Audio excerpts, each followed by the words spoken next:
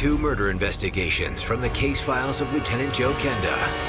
First, a quiet evening is pierced by gunfire. Please, Don. He's been shot in the back and it exited his chest. Lieutenant Kenda is on the hunt for a faceless gunman with a mysterious motive. Our question is, why did this happen? Did he make somebody mad? Was he at the wrong place at the wrong time? That name hit me like a slap in the face. Yo, come out, we're coming in. Then, an attempt to settle a score turns fatal. Do I know you? Whoa! Jealousy and rage and possession. It's a pretty bad cocktail. Murder's like the economy. It goes up and down. You have good years, bad years. Something I've always found interesting, when murder is down somewhere, it's down everywhere. It's almost as if there is a national biorhythm. But could I explain that? No. There's one thing that never changes: murder.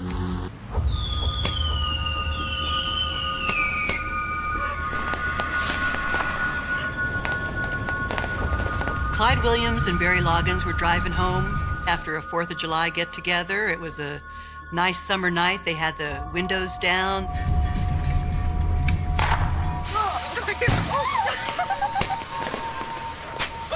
July 4th in Colorado Springs area, there's a lot of people out celebrating early, celebrating late, running fireworks all the time.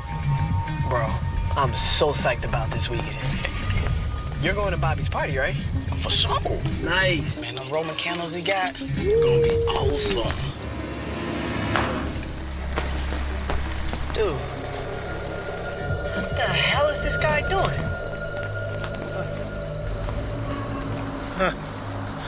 Don, help me.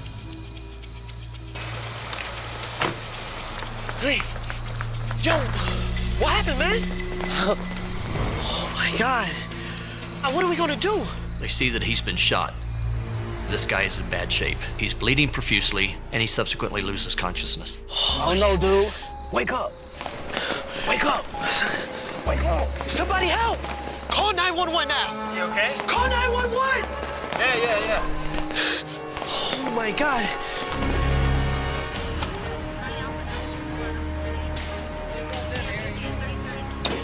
"30 minutes later, Kenda steps out onto East San Miguel. Hey, Mike, so what do we got? The Vic is 27-year-old Donald Zampa, shot once in the back. He's currently at Memorial Hospital in critical condition. Donald Zampa is 27 years old. He's only been in Colorado Springs for a few months, and he is a maintenance worker at a local motel. Any witnesses? The two guys that found him didn't see anything. Now, we are currently canvassing the neighborhood as we speak. This our guy right here, huh? Yeah, right there. The crime scene itself is bloodstained, of course, and there's some medical waste laying around, and also the shirt and sport coat worn by the victim. It is unusual to find someone wearing a sport coat and tie in this neighborhood at 2:30 in the morning. So where did he come from, and where was he going to, and what interrupted that? Now, the slug is over here. CSI said it looks like a 38. So it went right through him, huh? Yeah. He's been shot in the back, and it exited his chest.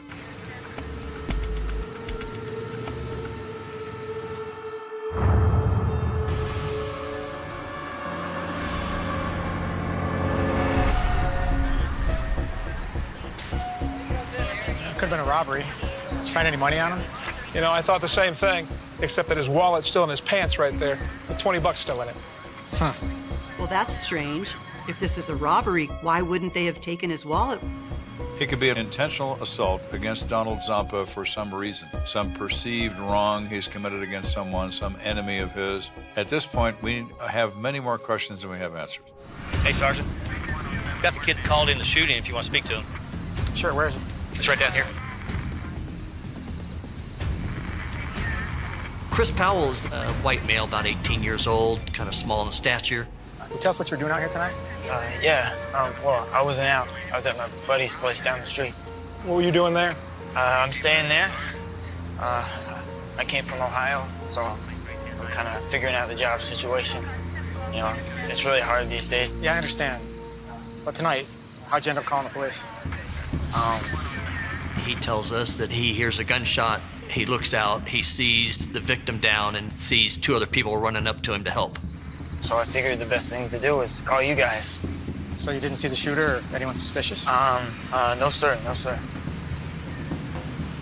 You look extremely nervous, Mr. Powell. Is there more to this story that you're not telling us? Is everything all right, Chris? Yeah, I'm fine. It was just crazy to see, you know, that's all. Is that guy gonna be okay? We don't know. Thank you. He was awfully nervous. Sure was. Here's an 18-year-old, probably has never seen somebody shot. He may not be hiding anything, but we, being cops, are gonna question that. Hey, Sergeant. We just got word from the hospital. Victim's conscious. Okay, good. I'm gonna take a ride over to Memorial. I want you to go ahead and supervise the rest of the canvas. I'll be right back. You got it. This is good for us. There might be something he could tell us that'll help clear up this matter.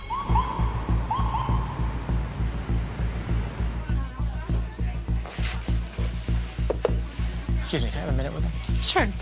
We need to make it quick. He's not out of the woods yet. We're prepping him for another surgery. The victim in this case is shot in the back. It's a perforating gunshot wound and ends up going out the chest. So anytime you have somebody who's got a perforating gunshot wound in the chest or abdomen, there's a lot of very important organs that are between the entrance and the exit wound. Those cases are immediately life-threatening, and they have to be treated that way. You're gonna start bleeding, you're gonna have significant pain, you may not be able to breathe really well. All those things can contribute to loss of consciousness. When a bullet passes through a body, it's going to cause damage not only in the organs it pokes holes in, but it can also cause damage other places as this big pressure wave goes through the body. So number 1, you're worried about bleeding. 2, significant injuries to vital organs like lungs and heart. Even if you survive the initial period, you're not out of the woods yet because there's a significant risk of infection that's going to be created by these injuries. There's a lot of things, obviously, that have to go right for you to be able to survive. This may be the last opportunity for Donald Zampa to say anything, because if he doesn't survive the surgery, then the only statement we're going to get is what we're going to get right now. Donald, I'm Sergeant Kenda. How you feeling? I've been better. I'm sure. Listen, I need you to remember everything you possibly can about what happened tonight. Okay. I went to Graham's for a drink and to watch the game. Graham's was more of a neighborhood bar where people hung out. People knew each other, and Donald was a regular customer. He tells us that he left the bar and he was walking home.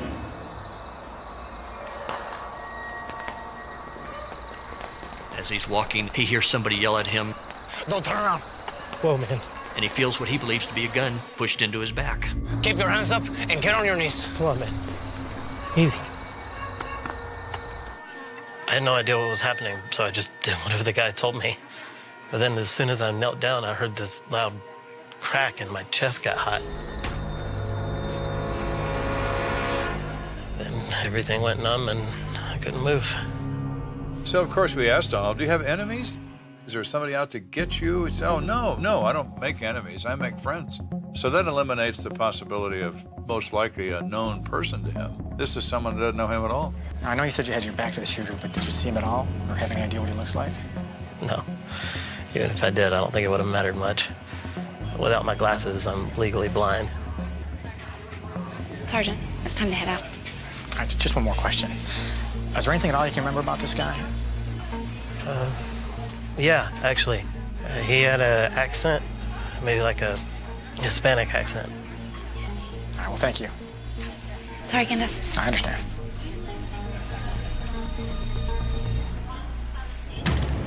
Kenda heads back to the crime scene with troubles on his mind. And I'm thinking to myself, okay, what do we know? Is he an Hispanic male? Probably. Does he know Donald Zampa? Probably not. We have very little to go on here. Very little indeed. Mike? Hey, Kenda. You get anything at the hospital? No, I didn't get much. It says the shooter sounds Hispanic. That's funny.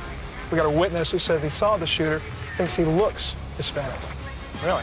Well, now, maybe that's our guy. That's the first interesting thing I've heard tonight.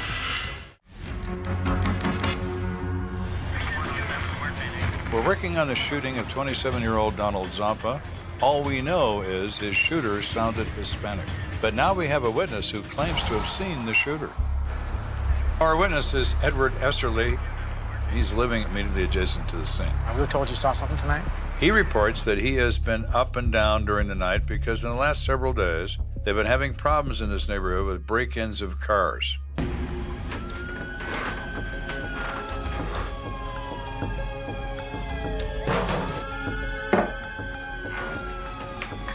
When I looked out the window to check on my car, I saw this Hispanic guy looking into it.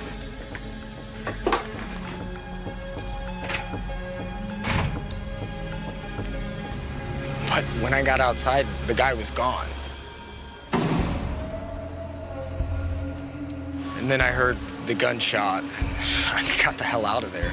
So could that mean that this Hispanic male was looking to steal something out of cars? And at that moment, he notices Mr. Zampa strolling down the street. And does he decide he needs to remove a potential witness? Don't turn around. Keep your hands up and get on your knees.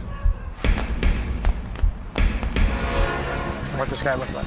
He was definitely Hispanic, I guess 25 to 30 years old. You remember what he was wearing? Yeah, he had on this weird-looking Hawaiian shirt. Hawaiian shirt. Is this guy possibly the suspect? We don't know, but that's where we're headed at this point. Hey, Sarge. Hey, we still got a guy matching that description. Where is he? He's in the cruiser. Thanks for your help. Well, could this be our mysterious man? Step out. Tell us your name. Miguel Diaz. He does not have a Hispanic accent. He has no discernible accent whatsoever. That really kind of blows our theory out of the water, but we still look into him. So what were you doing out here tonight, Miguel? I was on my way home, and I heard a couple guys shout that someone got shot. Saw the guy lying on the street, so I ran off, found a payphone, called 911. You check on that for us? Yes, sir. Okay, well, we got some reports of a guy in a Hawaiian shirt peering into vehicles. What can you tell me about that? I just really like cars. Checks out. We were able to confirm that he had called 911 to report this crime. So his story is holding true. Maybe he's a BMV suspect and not a murder suspect. Okay, Miguel. You're free to go. Just make sure we get his name to burglary with him. You got it. So we're still at the beginning. Who confronted Donald Zampa? It wasn't Miguel. Then who was it? Over the next few days, no new leads materialize. Everyone we've encountered so far who could be, might be the guy is not the guy. The only good news is Zampa continues to live. So in a case like this, to have a gunshot wound that goes through your back and then out your chest, it's really a miracle that an organ or the spinal cord wasn't struck. Every organ's right next to each other. So to make it from one side to the other without hitting one of those and killing you is a matter of inches that saves this man's life. Well, as police are getting frustrated about the lack of leads in this case, they do get some good news, and that's that Donald did well in surgery and he's gonna survive. So that's great. But this is gonna be something that changes his life forever. He's probably obviously gonna suffer the physical effects of what happened to him, but emotionally, can you imagine the fact that not only did this happen to me, but whoever did it to me is still out there, hasn't been found. They still don't know why it happened to me. It'd be the kind of thing that probably for the rest of your life, you'd always be looking over your shoulder, wondering, could something like this happen to me again? It would be a very fearful, life-changing experience that, yes, I recovered from it physically, I survived, but emotionally, it's always going to be in my mind and a part of my life. But an unexpected tip is about to send the case in a whole new direction. Sir, there's a call for you. Somebody from Cincinnati. Want to talk about the Zampa case? Cincinnati? Which line? 2. It is unusual to get a call from another state about a case that's only a few days old in your city. That is a real indicator that whoever is on the other end of that phone has some direct knowledge. Sergeant Kenda, who am I speaking to? Hello, sir. Yes, my name's Charles Norton. I'm calling because my stepson has something he needs to talk to you about regarding the shooting the other night. And who's your stepson? His name is Chris Powell. Chris Powell, huh? That name hit me like a slap in the face. You mean the nervous little kid that was at the crime scene? Hello? We were suspicious at the time that Mr. Powell knew more than he was saying, and we were right. So the phone rings, and it's a call from Cincinnati, Ohio, and it is a wealth of information. Chris, this is Sergeant Kenda. You remember me? Yes? And you have something you need to tell me?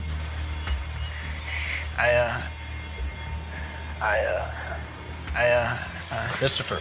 You can hear in the background his stepfather basically saying, you either tell the truth or you're out on your ear and you have no place to go. I didn't tell you the whole story. I didn't think so, Christopher, so here is your second chance to be truthful. The other night when I said I was at home, I was actually headed home with a friend of mine. He identifies his friend as Rodney McFarland. He's 21 years old. This McFarland, he's a white guy? Yes, sir. We're kind of questioning this because we're looking for a Hispanic male. All right, so what happened? Well, Rodney was driving. No. What's wrong, man? And as soon as we pulled up on the San Miguel, the car stalled.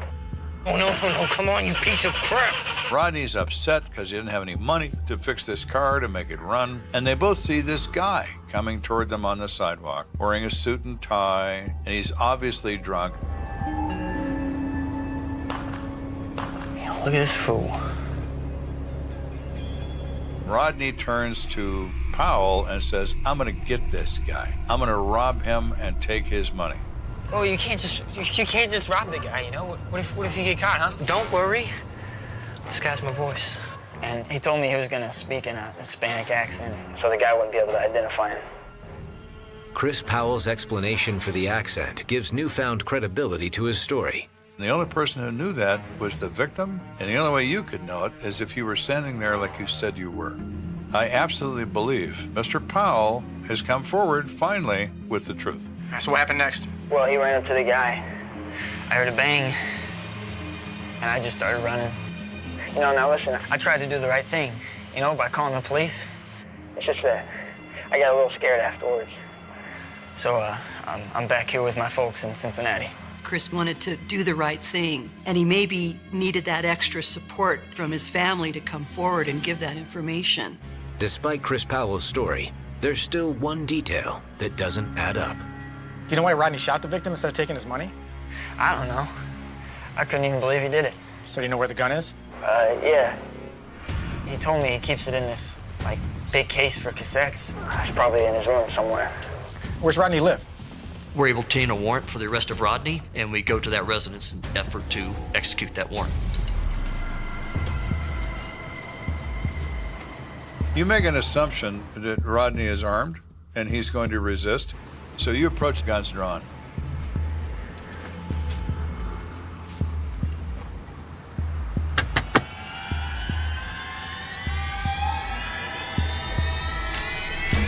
Wait, hey! We're looking for Rodney McFarland. My brother? He ain't here. You sure about that? Harboring a fugitive's a felony. Mr. McFarland, where is your brother? If Joe Kenda tells you you're going to tell me where Rodney is, you're going to tell him where Rodney is. He's in the back. Step aside.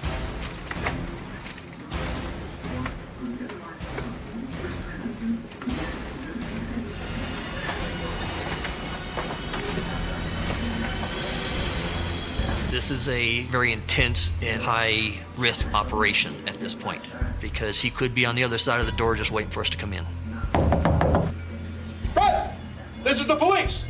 Come out with your hands where we can see them!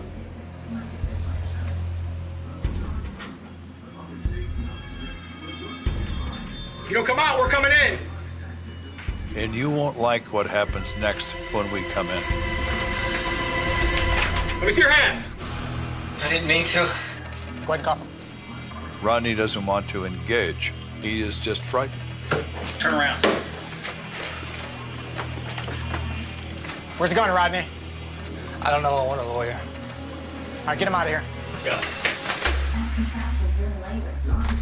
Fine, that is your constitutional right, Mr. McFarland. But right now, you're going to jail. Let's find that gun.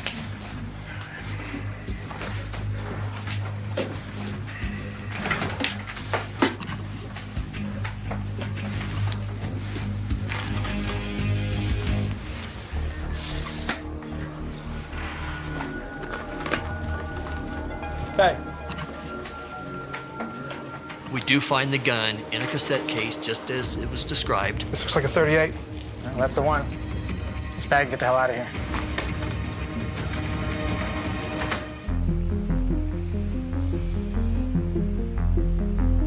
Although Rodney McFarland refuses to talk, ballistics testing on the gun does all the talking Kenda needs.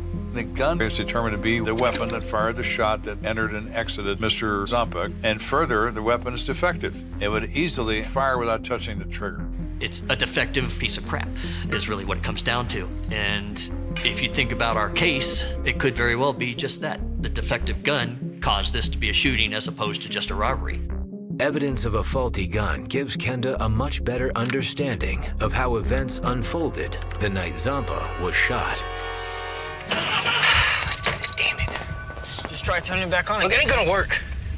The hell am I gonna get the money to fix this damn thing? He's complaining that this thing is nickel and diming him to death. And Mr. Zompek comes walking down the street in his coat and tie, and looks like he might have a few dollars on his person. McFarland has no knowledge of who Donald Zampa is or cares. He is a victim of opportunity. Look at what he's wearing. He's definitely got some cash on him. Hey, whoa, what the hell, man? What are you doing? Don't worry. This guy's my voice. Wait, Rod, stop. Don't turn around. Whoa. And Rodney McFarland is not Hispanic by any stretch of the imagination, but he used that accent to throw off the victim. Keep your hands up and get on your knees. Floor of it. Okay. Now give me your...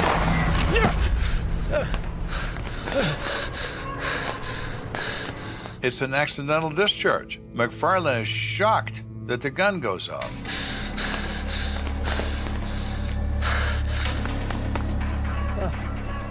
God, help me. Please. No robbery is attempted.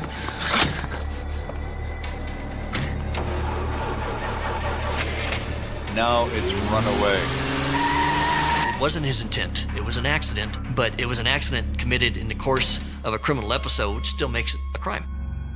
Rodney McFarland pleads guilty to attempted aggravated robbery and is sentenced to 10 years in prison. Chris Powell is cleared of all charges.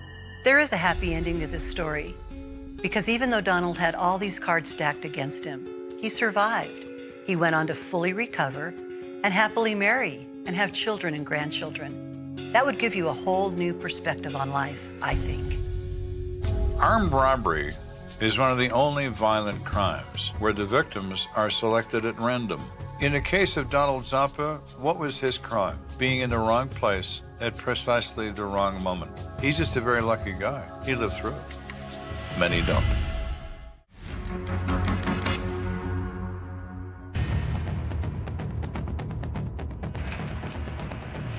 It's getting late, and delivery man Kirk Farrell is making his last stop of the night. Kirk Farrell is a convenience store delivery man. He goes in late nights to multiple stores, takes out the old products, bring in new products, and he hears two cars pull up. Hey! There's a sound of a disturbance, people yelling.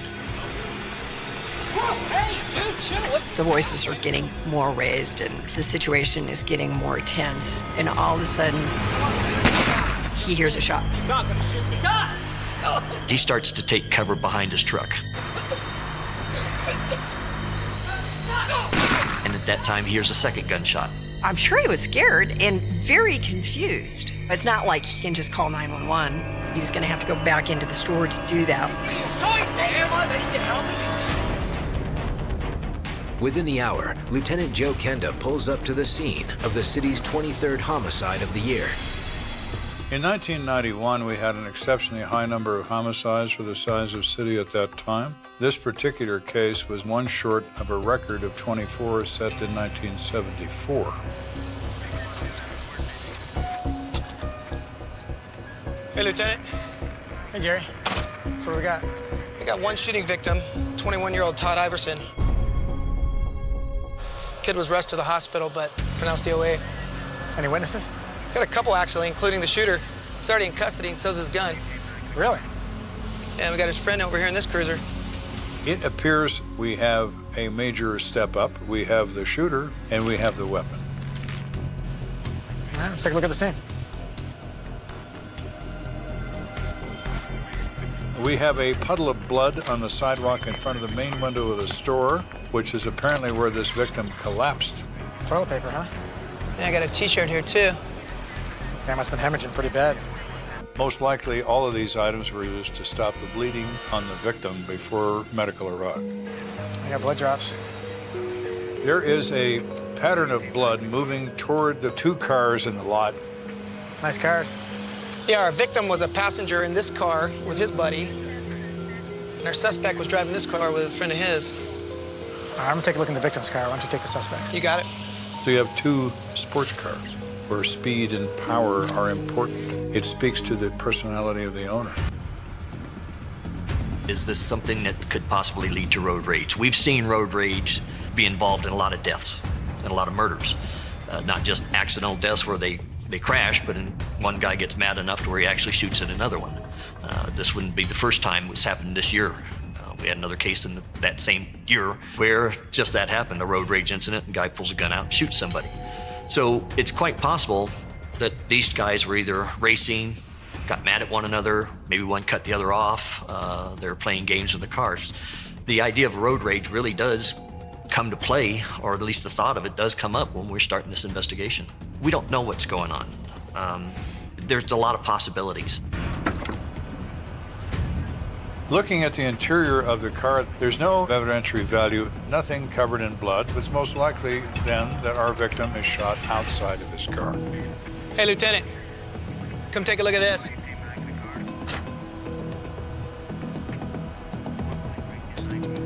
Huh.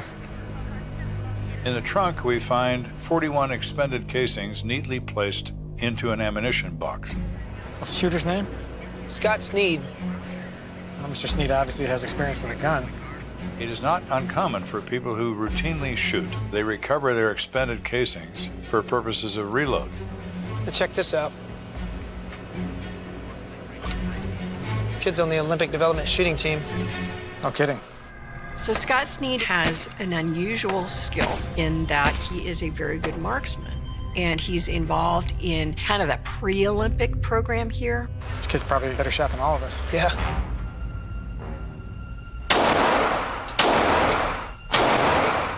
By the time they come out of that training program, they are scary good shots. Their rate of accuracy is just incredible. So, Mr. Sneed is very good with a gun. If he is going to shoot you, he is going to kill you. And Mr. Iverson has discovered that the hard way. Let's go see what he has to say.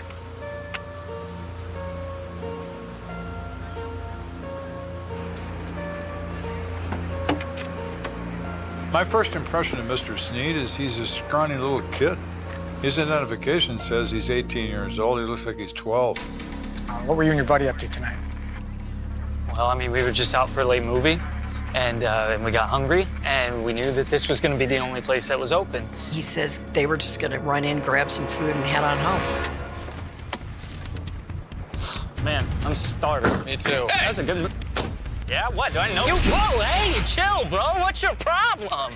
As soon as I opened this car door, this guy just rushed me out of nowhere. I had no choice. I had to defend myself. Okay, do you know Todd Iverson? Why would he come at you like that? I've got no clue. I've never seen that guy before in my life. Okay. The mere fact that Mr. Sneed reports that he doesn't even know this guy leaves an enormous shadow of doubt in his claim of self-defense. It is not common for perfect strangers to violently assault someone they don't know upon first contact. Kenda wonders if Scott Sneed is trying to flip the script. People shoot people deliberately and try to call self-defense. They lie about it. Take him down to the station. Sir. Wait, am I going to jail for this? I'll be down to talk to you later. I didn't mean to hurt the guy, I swear, okay? Why is it that Mr. Iverson is threatening Mr. Sneed if Mr. Sneed says he doesn't know Mr. Iverson? There has to be motivation. Somebody has to believe you're their enemy. You want to talk to the kid who was in the car with Scott? No, let's send him down to the station. I'll talk to him later. He's probably just going to back up his friend's story anyhow. I want to talk to the kid that was in the victim's car. Kenda is hoping Todd Iverson's friend can shed some light on what the issue between Scott and Todd was all about. So what's your name, son? Joe Fleming. How old are you? I am 17. How's Todd? Well, I'm sorry to say he's not going to make it.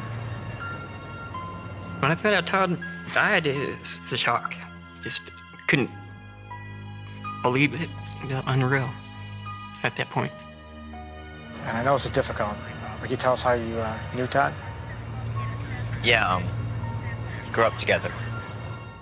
I met Todd in the neighborhood because I saw him riding by on a nice BMX bike. So I jumped on my bike and went out and got to talking from there and just hit it off. But after Todd graduated, he moved to Arizona for trade school. So what was he doing here now? Just visiting. He got into town a few days ago. Tonight we were just celebrating him being home. We're all pretty excited to get all back together again and hang out. Our group of friends were just real tight. Tonight was awesome, man. I really missed you guys. We missed you too. I told Bob I was gonna convince you to stay for good this time. You can try. Hey man, pull over right here. Let's get more beer. Todd's the liquor source. He's 21. He can buy alcohol. When we pulled in, I recognized the car in front of us. Hey, that's Sneed's car. Oh, really? Let's get him. I'm hungry, man. Me too. But that movie was really good. Yeah? Do I even know you? Whoa, hey, chill out, bro. What's your... Hey!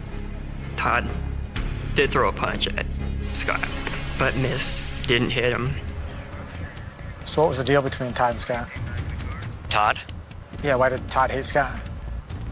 Todd, he doesn't even know Scott. I'm the one who hates Scott. So we are thinking random act of violence doesn't make any sense. Well, now it makes sense. Now it makes perfect sense.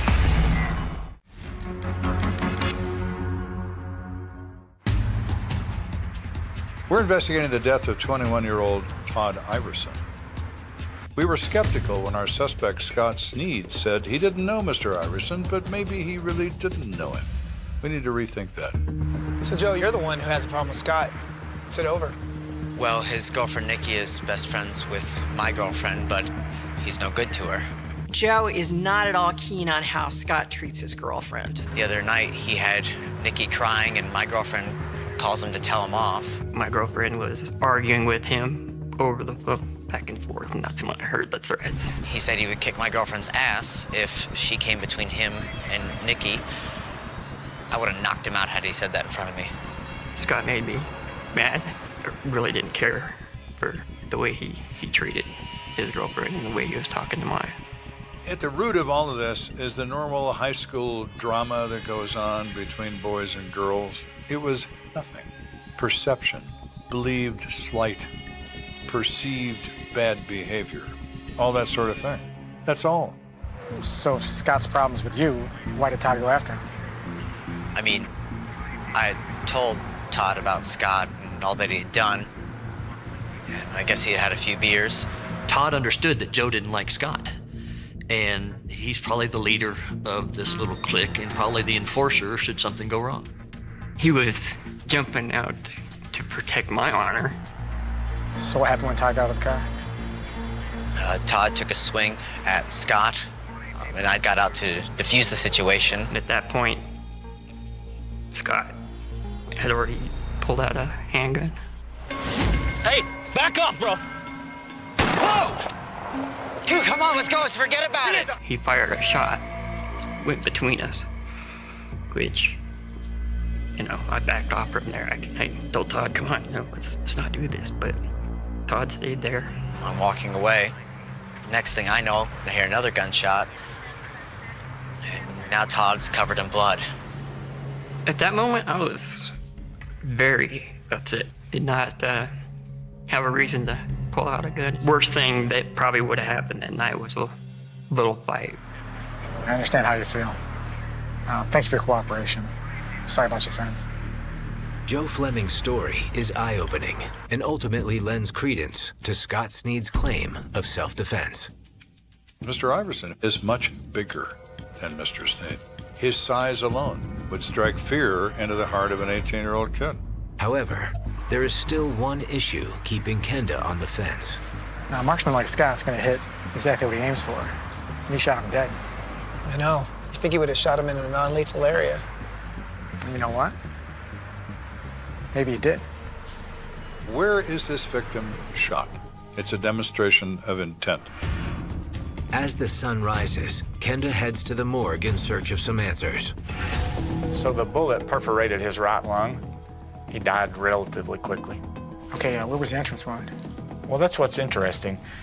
The bullet entered at his right shoulder, hit the clavicle, ricocheted downward into the lung. See right here where it fractured the clavicle? Yeah, that makes all the difference. The shooter, in this case, a competitive, trained shooter, can make that bullet go anywhere.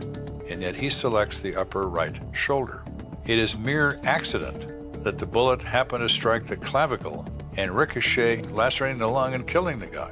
Had that round been a half-inch lower or a half-inch higher, it would have been an entry-exit gunshot wound, treatable with the Band-Aids.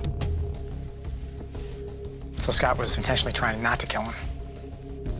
All right, thanks, Doc. Yeah, good luck, man. Kenda now wants to talk with Scott to see if his story does in fact line up with what he's just learned. I want to talk to Scott some more about precisely what he did when he decided to level that weapon at his opponent. That's the key to this case. That's the key. How you doing, Scott? Not so good. That guy died? Yeah, he did.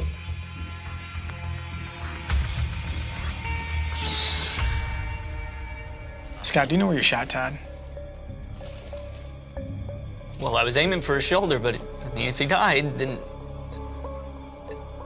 What, did I miss? I mean, it's like I told you before, I didn't mean to kill anybody, I swear. I believe you, Scott. And no, you didn't miss. He aims for a non-vital area. He hits what he's shooting at, but more importantly, he only fires one shot. He's not out of control. He's not emptying the gun into this guy. He is trying to stop his advance. At this point, Kenda has a clear picture of what happened that night. Two cars, by fate, by karma, by whatever means, show up in the same place at the same time. Mr. Iverson, at this point in his life, had enough alcohol in him to provide him with a motive to demonstrate his machismo. Oh yeah? That's the guy that did that? Well, I'm gonna teach that boy a lesson. Hey! I'll help you?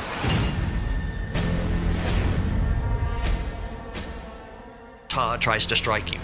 He actually misses. Hey, chill out, bro. What's your problem? Hey, you want some Todd, get off me, bro! Hey, back up, bro. Hey, what are you gonna do with that, huh? What are you gonna do? Back up! Scott, in fear of his own personal safety, fires a warning shot to try to tell Todd to back off and stop. Mr. Iverson, the victim, ignores. He continues his behavior. Back up, man. Just forget about it. He's not gonna shoot me. Tell you, stop!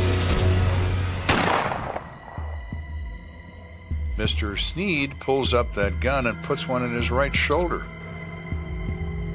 It hits a bone and it ricochets exactly the wrong direction and cuts his lung in half and kills him. You didn't give me a choice, man. You didn't give me a choice, man. Oh, I'm so sorry. I'm sorry. Come on, man. Come on. You're gonna be all right. You're gonna be all right. Hey, here. Go. Don't close your eyes. Wake up. Come on, go get something. This is not gonna be enough. He did take his shirt off and throw it towards me. Hey, so much. Here. Scott had a noble reaction. He really was trying to do what he could to undo what he'd just done. He's not dancing with joy that he has shot his enemy. That certainly speaks volumes about Mr. Sneed's intent. I can't believe I killed him. So what's gonna happen to me? Well, we're gonna have to figure that out.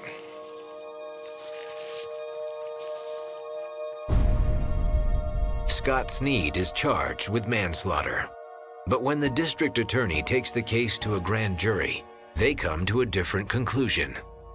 The grand jury comes back indicating that they did not feel that Scott acted in a criminal manner, but he acted in self-defense. So all charges were dropped. Unfortunately for Scott, he couldn't overcome the magnitude of what happened that fateful night.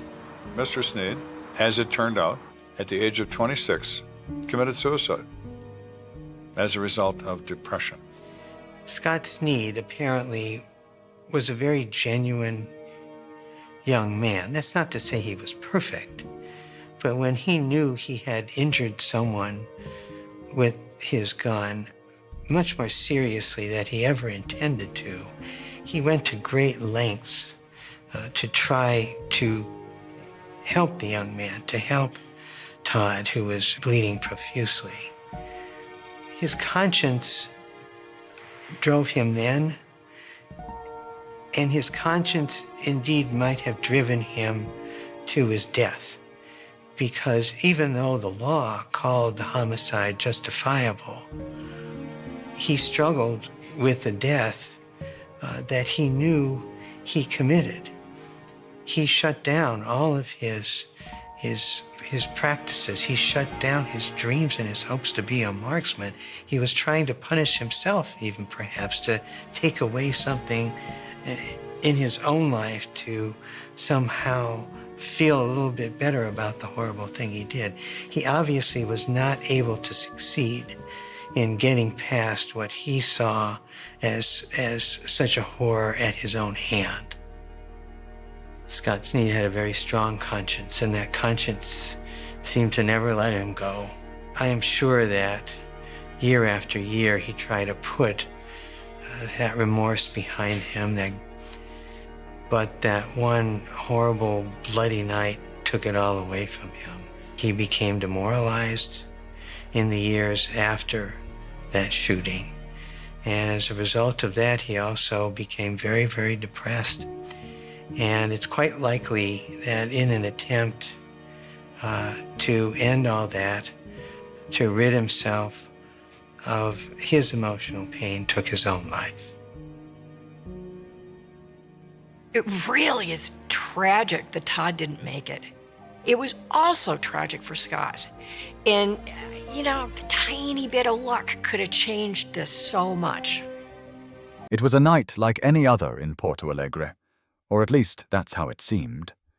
The streets were quiet, the usual hum of city life muted by the cold, damp air that lingered over the city. The flickering street lamps cast long shadows, stretching like ghostly fingers across the concrete.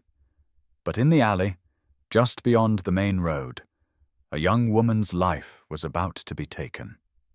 Her name was Marta, and she was walking home after a late shift at a local cafe.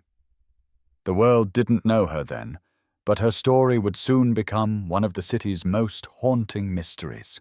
There was nothing particularly unusual about the evening. Marta was just another young woman going about her life in the busy city, unaware that this routine walk would end her life. She had no enemies, no visible threats hanging over her. She wasn't involved in anything dangerous or illegal. In fact, her only fault that night was being in the wrong place at the wrong time.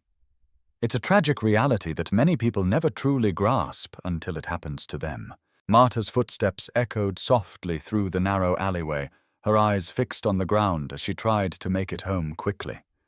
The alley was dimly lit, and the air carried a hint of danger, though she didn't sense it yet. From the shadows, a figure watched her, waiting, calculating. The figure was hidden, lurking in the darkness just out of sight. The predator had been watching her for some time, studying her movements, waiting for the perfect moment to strike. Suddenly, without warning, the figure lunged. It was quick, brutal, like the snap of a rubber band stretched too far. Marta had no time to scream, no time to fight back. In the blink of an eye, her life was snuffed out in the most violent way. The killer left nothing but a cold body behind in that alley, a lifeless silhouette against the concrete, blood staining the pavement. Marta's last breath was her final gasp for help in a world that had already turned its back on her. The killer knew what he was doing. There was no sign of a struggle, No violent thrashing or clumsy movements. He was clean, efficient, and fast. Marta never stood a chance. The murderer didn't leave a trace of himself. No blood spatter, no fingerprints, just a victim and a crime scene that would leave police officers scratching their heads for years to come. When the body was discovered the next morning, the entire neighborhood was shaken. It wasn't the kind of place where murders happened, at least not often. But there it was, a young woman dead in an alleyway, her body cold, her life stolen. The police arrived at the scene, and what they found only deepened the mystery. Her purse was missing, but there was no indication of a robbery. Her phone was still with her, untouched. The killer didn't take anything of value. And there was something else, something even more unsettling. In Marta's hand, gripped tightly in her fingers, was a piece of paper. It wasn't much, just a small scrap of paper with a name scrawled on it. The name meant nothing to anyone at first. It was a simple name, nothing unusual. No one recognized it. It didn't ring any bells. But it was a clue, a lead, and for the investigators, that was something to work with. Detectives worked tirelessly for days, going through Marta's life with a fine-toothed comb, searching for any sign of who might have wanted her dead. They looked at her friends, her co-workers, and her family. They even questioned people who had seen her walking that night. But no one had seen anything. No one heard the attack. No one heard the screams. The name on the paper didn't lead to anything either. It was just a random jumble of letters, nothing that connected to anyone in the city or anywhere close. It was the perfect puzzle. And like so many other perfect puzzles, it remained unsolved. Weeks turned into months, and months into years. The case slowly slipped into the forgotten corners of the police department. It became a cold case, a tragic memory, buried beneath more pressing matters, forgotten by all but the few who still hoped for answers. Marta's family never gave up hope, though. Her mother, especially, couldn't let go of the idea that one day someone would tell her what happened to her daughter. But as the years passed, even her hope began to wane. In the years that followed, there were occasional whispers, rumors about a suspect, a man seen near the scene of the crime. But none of it ever amounted to anything. Every time the investigators thought they had a break, it turned out to be nothing more than a dead end. The name on that scrap of paper remained a mystery, and the case drifted further and further into the abyss of unsolved crimes. But what no one knew, what no one expected, was that the truth was still out there. The answers were still buried in the shadows, waiting to be uncovered. And it wouldn't be until 2021, a full 23 years after Marta's death, that the case would be reopened. It all started with a new lead. A tip came in from someone who had been working on the case files in the department. It wasn't much at first, just a name, one that seemed to come out of nowhere. The name was familiar, too familiar. It was a name that had been on the periphery of the case for years, but now it seemed to carry new weight. Detective Carla Oliveira, who had joined the force in the years after the original investigation, took on the case. She knew the weight of history was on her shoulders. She knew that solving the cold case could bring her career to the forefront. But that wasn't what drove her. What drove her was the idea that someone had to answer for Marta's death. The name led her down a trail she didn't expect. It was the name of someone who had been in Marta's life, someone who had been in the background, unnoticed until now. His connection to the crime wasn't obvious, it wasn't clear at first, but the deeper they dug, the more they found. This wasn't the kind of person they had expected to find. The man, Carlos Mendez, had been living in the city for years, but he had never come across as anything more than a quiet, ordinary citizen. He wasn't a criminal, at least not until now. Carlos had been in the same cafe Marta worked at a few nights before she died. He had interacted with her, but nothing about it seemed significant at the time. He was just another regular customer. No one had thought to pay much attention to him. But when they revisited his background, when they started connecting the dots, things started to look different. Carlos wasn't as innocent as he seemed. His history, his ties to certain people in the city began to paint a different picture. The more they dug, the more the case came into focus. It wasn't much at first, just a few missing pieces, a few overlooked details. But that was all it took. The detectives pressed forward. They weren't going to let this one slip away. They knew Marta deserved justice, and at long last, they were closing in on the truth. The city was about to be shocked by the revelation of what had really happened that night in 1998, and soon the mystery would finally be solved. But what would the truth be? Was Carlos Mendez the killer? Or was he just another pawn in a much larger, much darker story? The truth was closer than anyone could imagine. It was late one afternoon when the breakthrough came, one of those rare moments that shifted the course of an entire investigation. Detective Carla Oliveira sat at her desk, the case files spread out in front of her like a disjointed map of an impossible labyrinth. The flickering fluorescent light overhead cast an eerie glow over the photographs of Marta's smiling face, each one a stark contrast to the tragedy that had unfolded years ago. But there was a name that now seemed too important to ignore. Carlos Mendez. It was a name that had slipped under the radar of the original investigators. Something about it had never seemed to fit. But Carla, with her fresh perspective, saw something the others didn't. Carlos was a local man, known to frequent the same cafe where Marta worked. That was nothing unusual, of course. He wasn't the kind of person who raised red flags. In fact, his life seemed as mundane as any other. He worked as a mechanic at a small garage on the outskirts of the city, a man of few words, and someone who kept to himself. But as Carla stared at the man's face in the file, something about him felt off. A feeling gnawed at her, a sense that there was more to Carlos than met the eye. She had been in the force long enough to trust her instincts, and her gut told her that Carlos was far more than just an innocent bystander.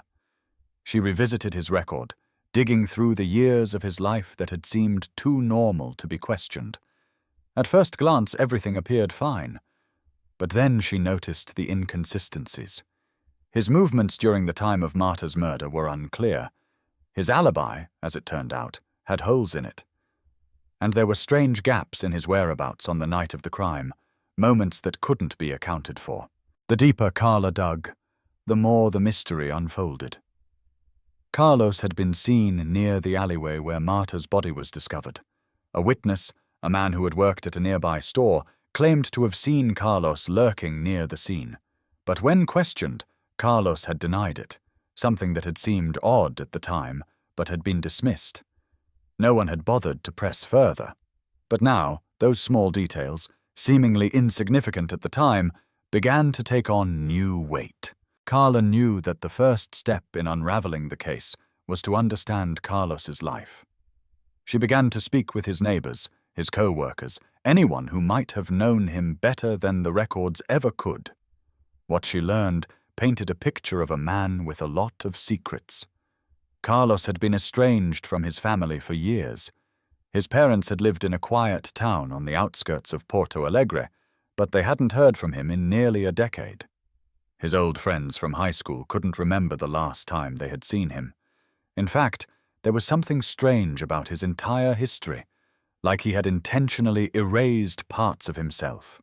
The most unsettling detail came when Carla interviewed a former co-worker from Carlos's time working at a different garage years earlier. The man revealed that Carlos had been involved in an incident years before Marta's death, something that had been swept under the rug. According to the co-worker, Carlos had once had a violent outburst at work, something that was so out of character for him that it left everyone shaken. The incident was downplayed at the time, but Carla could now see how it fit into the larger picture. Carlos's violent tendencies were beginning to come into focus. It was clear that he had always harbored something darker beneath the surface, a side of himself he kept hidden from everyone. But what could that have to do with Marta's murder? What had led him to kill her in such a cold, calculated way? Carla turned her attention to the name on the piece of paper Marta had clutched in her hand when she was found. That name, Carlos Mendez, was the key to everything. The victim had known him somehow, and this connection had to explain why she had been killed. But how?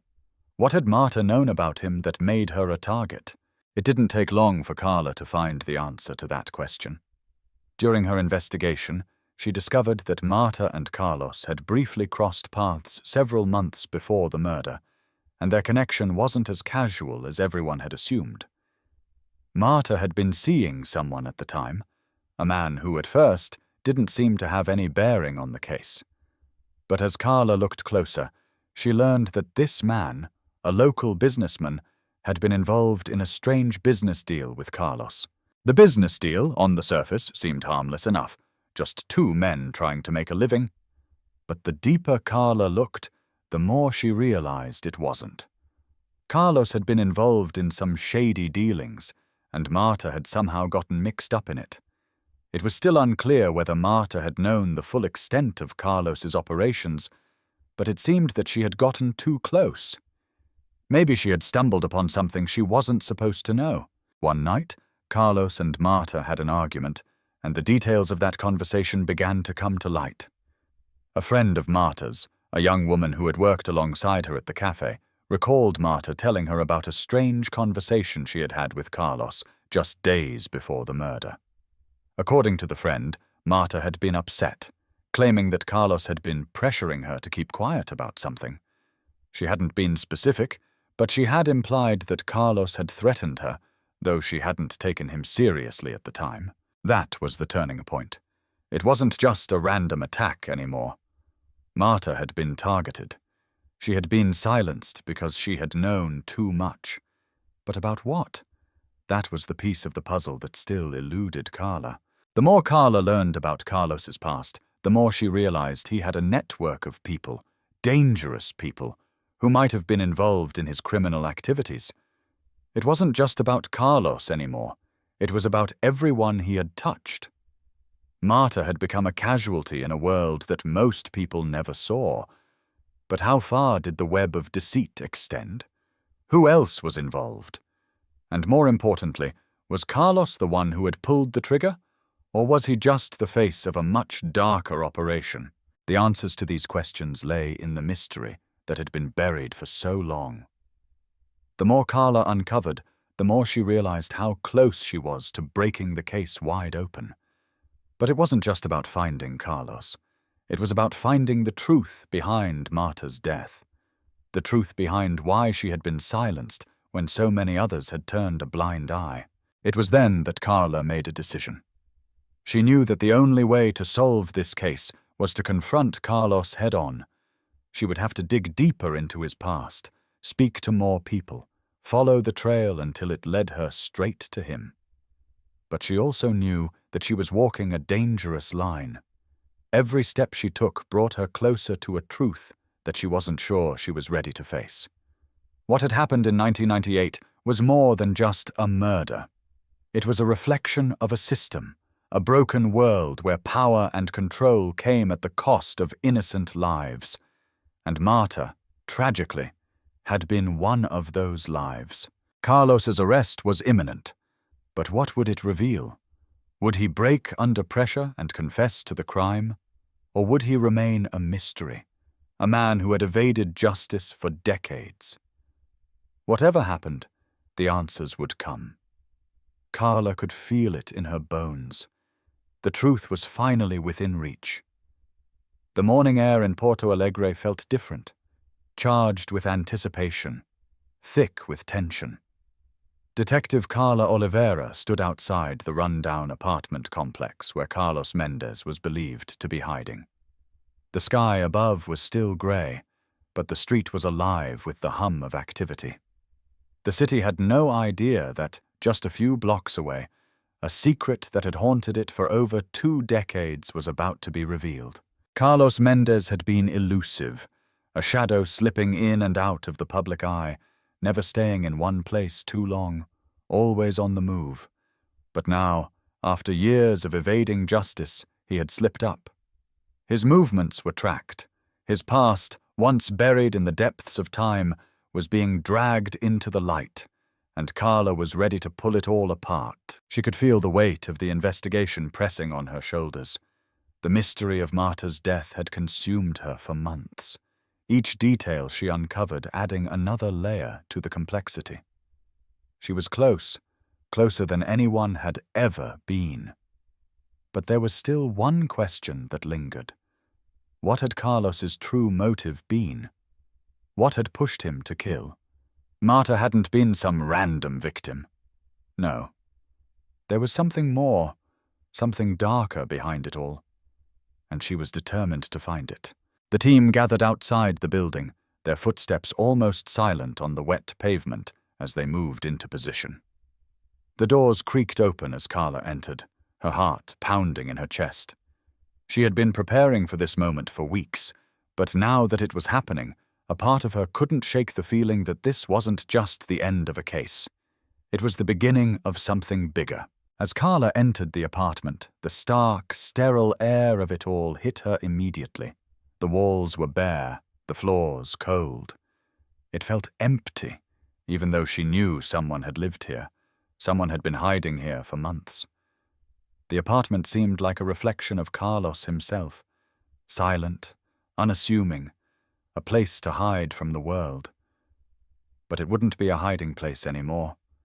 Not today. "Ready?" Carla's voice was steady, but her nerves were taut, coiled with anticipation. The officer beside her nodded, and without another word, they moved forward. Every step felt like it might be the last one before everything changed. They approached the door, and Carla paused. Was this really the man who had ended Marta's life?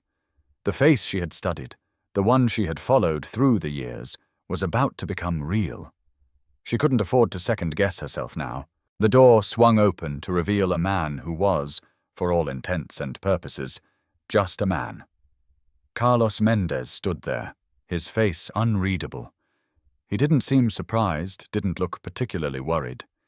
His expression was blank, as if he had been waiting for this moment. Maybe he knew it was coming. Maybe he had always known that the day would come when he would be forced to face the truth. "Carlos Mendez," Carla began, her voice firm but calm.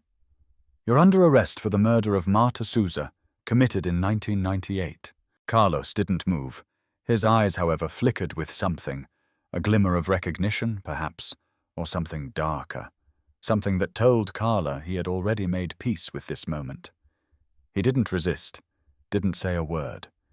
Instead, he simply allowed the officers to place him in handcuffs. The whole arrest was over in a matter of seconds, but the weight of it lingered long after the handcuffs clicked shut. Carlos was escorted out of the apartment, his steps heavy, as though he had long since surrendered to whatever fate awaited him. The detectives followed closely, but Carla's mind was elsewhere, replaying the moments that had led to this point. The case, the name on the paper, the countless hours spent searching for answers, it all came rushing back to her. She couldn't help but wonder how Carlos had lived with this for so long, how he had managed to sleep at night, knowing what he had done. Once in the interrogation room, Carlos was seated across from Carla. The fluorescent light above hummed, casting a harsh, sterile glow across the room. For a moment, neither spoke. The silence was thick, palpable.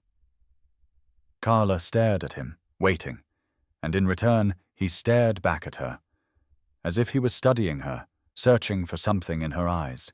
"You've been hiding for years, Carlos," Carla began, her tone soft but deliberate. "Why now? Why come back?" He didn't respond at first. The seconds stretched out, each one dragging the conversation further into uncomfortable territory. But then, finally, Carlos spoke, his voice a low murmur. "I never wanted to come back," he said quietly, his eyes cold and distant. "I had no choice. You were going to find me eventually." Carla leaned forward slightly, her eyes narrowing. "You killed Marta Souza. You ended her life. Why?" Carlos didn't flinch. He didn't look away. He just stared, as though considering the weight of his own words. It wasn't supposed to be like that. It wasn't supposed to end that way. His voice cracked slightly, but he quickly regained his composure. But when someone gets too close to the truth, you have to do something about it. Carla's heart raced, a feeling of dread creeping up her spine. Was this it? Was this the confession? Or was this another game, another lie woven into the fabric of his defense? You were involved in something bigger, weren't you? Carla pressed. This wasn't just about Marta. This was about something else, something you were trying to protect. Carlos's lips curled into a small, almost imperceptible smile. It wasn't a smile of humor. It was a smile of recognition, of understanding. You think it was just about Marta? No, it was about power, about control. He paused, as if waiting for the weight of his words to sink in. Marta was just in the way. She was asking questions that no one wanted answered. Carla was silent for a moment, processing what he was saying. What had Marta uncovered? What had she known that made her a target? The pieces were starting to come together, but they were still scattered, disconnected. She needed more. She needed him to say the words. Who else was involved, Carlos? She asked, leaning in closer. Who else helped you? Who else knew?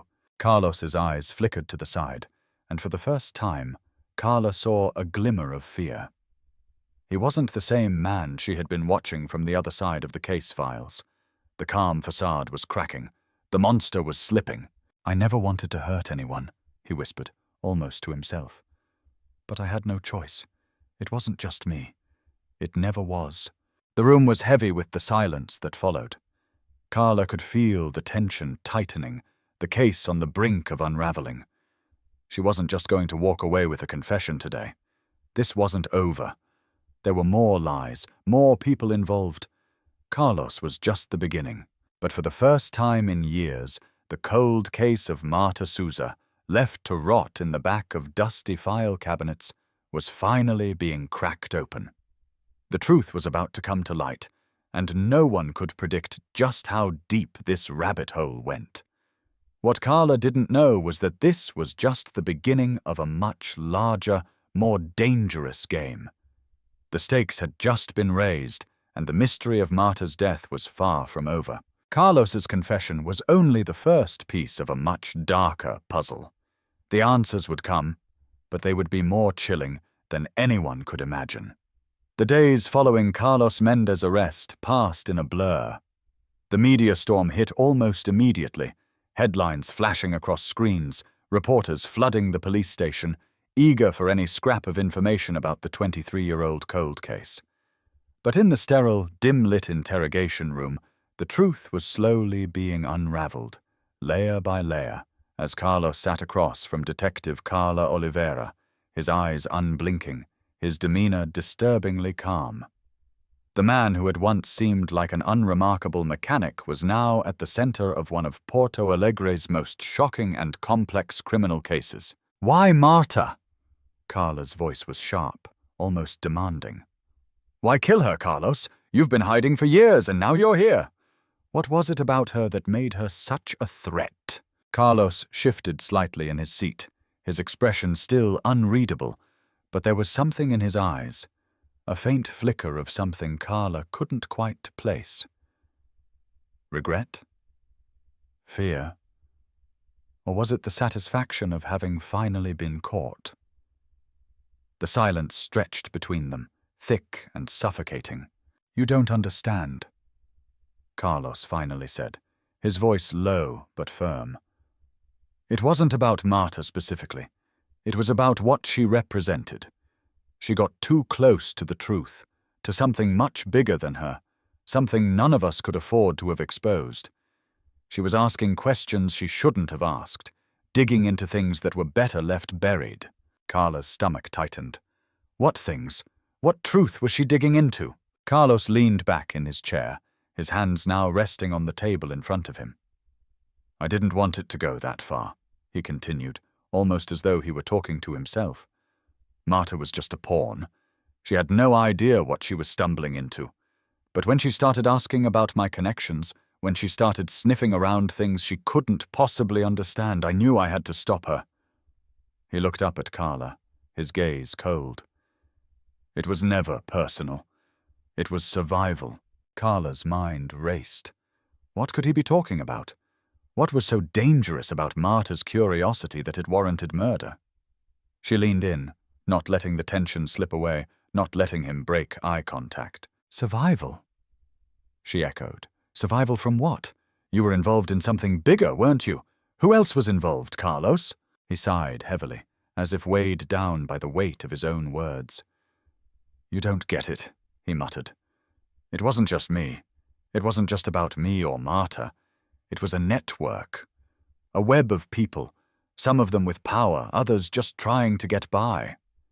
There's a reason no one wanted Marta digging around. Carlos paused, as if considering whether or not to continue. He looked away, his eyes narrowing as though he were contemplating how much to reveal. Carla held her breath. She had to get him to speak, to spill everything. The pieces were there, scattered, fragmented. But she could feel the truth slipping through her fingers just out of reach. Marta had a name, he continued, almost reluctantly. She was in the wrong place at the wrong time, asking about the wrong people. She stumbled across something that wasn't supposed to be found. Who? Carla asked, her voice tense. Who was she asking about? Who was she threatening? Carlos's lips pressed together, and for a moment Carla thought he might remain silent. Then, almost as though he had made a decision, he leaned forward. There are people who control things from behind the scenes. They pull the strings. They have connections everywhere. Businesses, politicians, even the police. Marta started to ask the right questions, and she started to figure it out. The deeper she got, the more dangerous it became for everyone involved. Carla's pulse quickened. Was Carlos talking about a criminal syndicate? A secret network? Who are they? She demanded, her voice cutting through the tension. Give me names. Who are these people? Who is behind all of this? Carlos's eyes flickered, and he lowered his head, his face suddenly obscured in shadow. He shook his head slowly. I can't give you names. I won't. You wouldn't believe me even if I did. Try me! Carla snapped, leaning forward, pushing him. You've already killed once to protect them. What else are you hiding? Carlos's lips twisted in a bitter smile. It's not that simple. You can't just walk into this world and think you can take it all down. You have no idea how deep it goes. They'll protect their own. Carla's mind raced. The mention of protection sent an electric shiver through her. She had been close to something far bigger than she had imagined. The people Carlos was talking about, whoever they were, had their hands in everything. Everything from politics to business to crime. They had to be powerful. And it wasn't just about Marta anymore. It was about something much more dangerous. If she wasn't careful, she could end up the next target.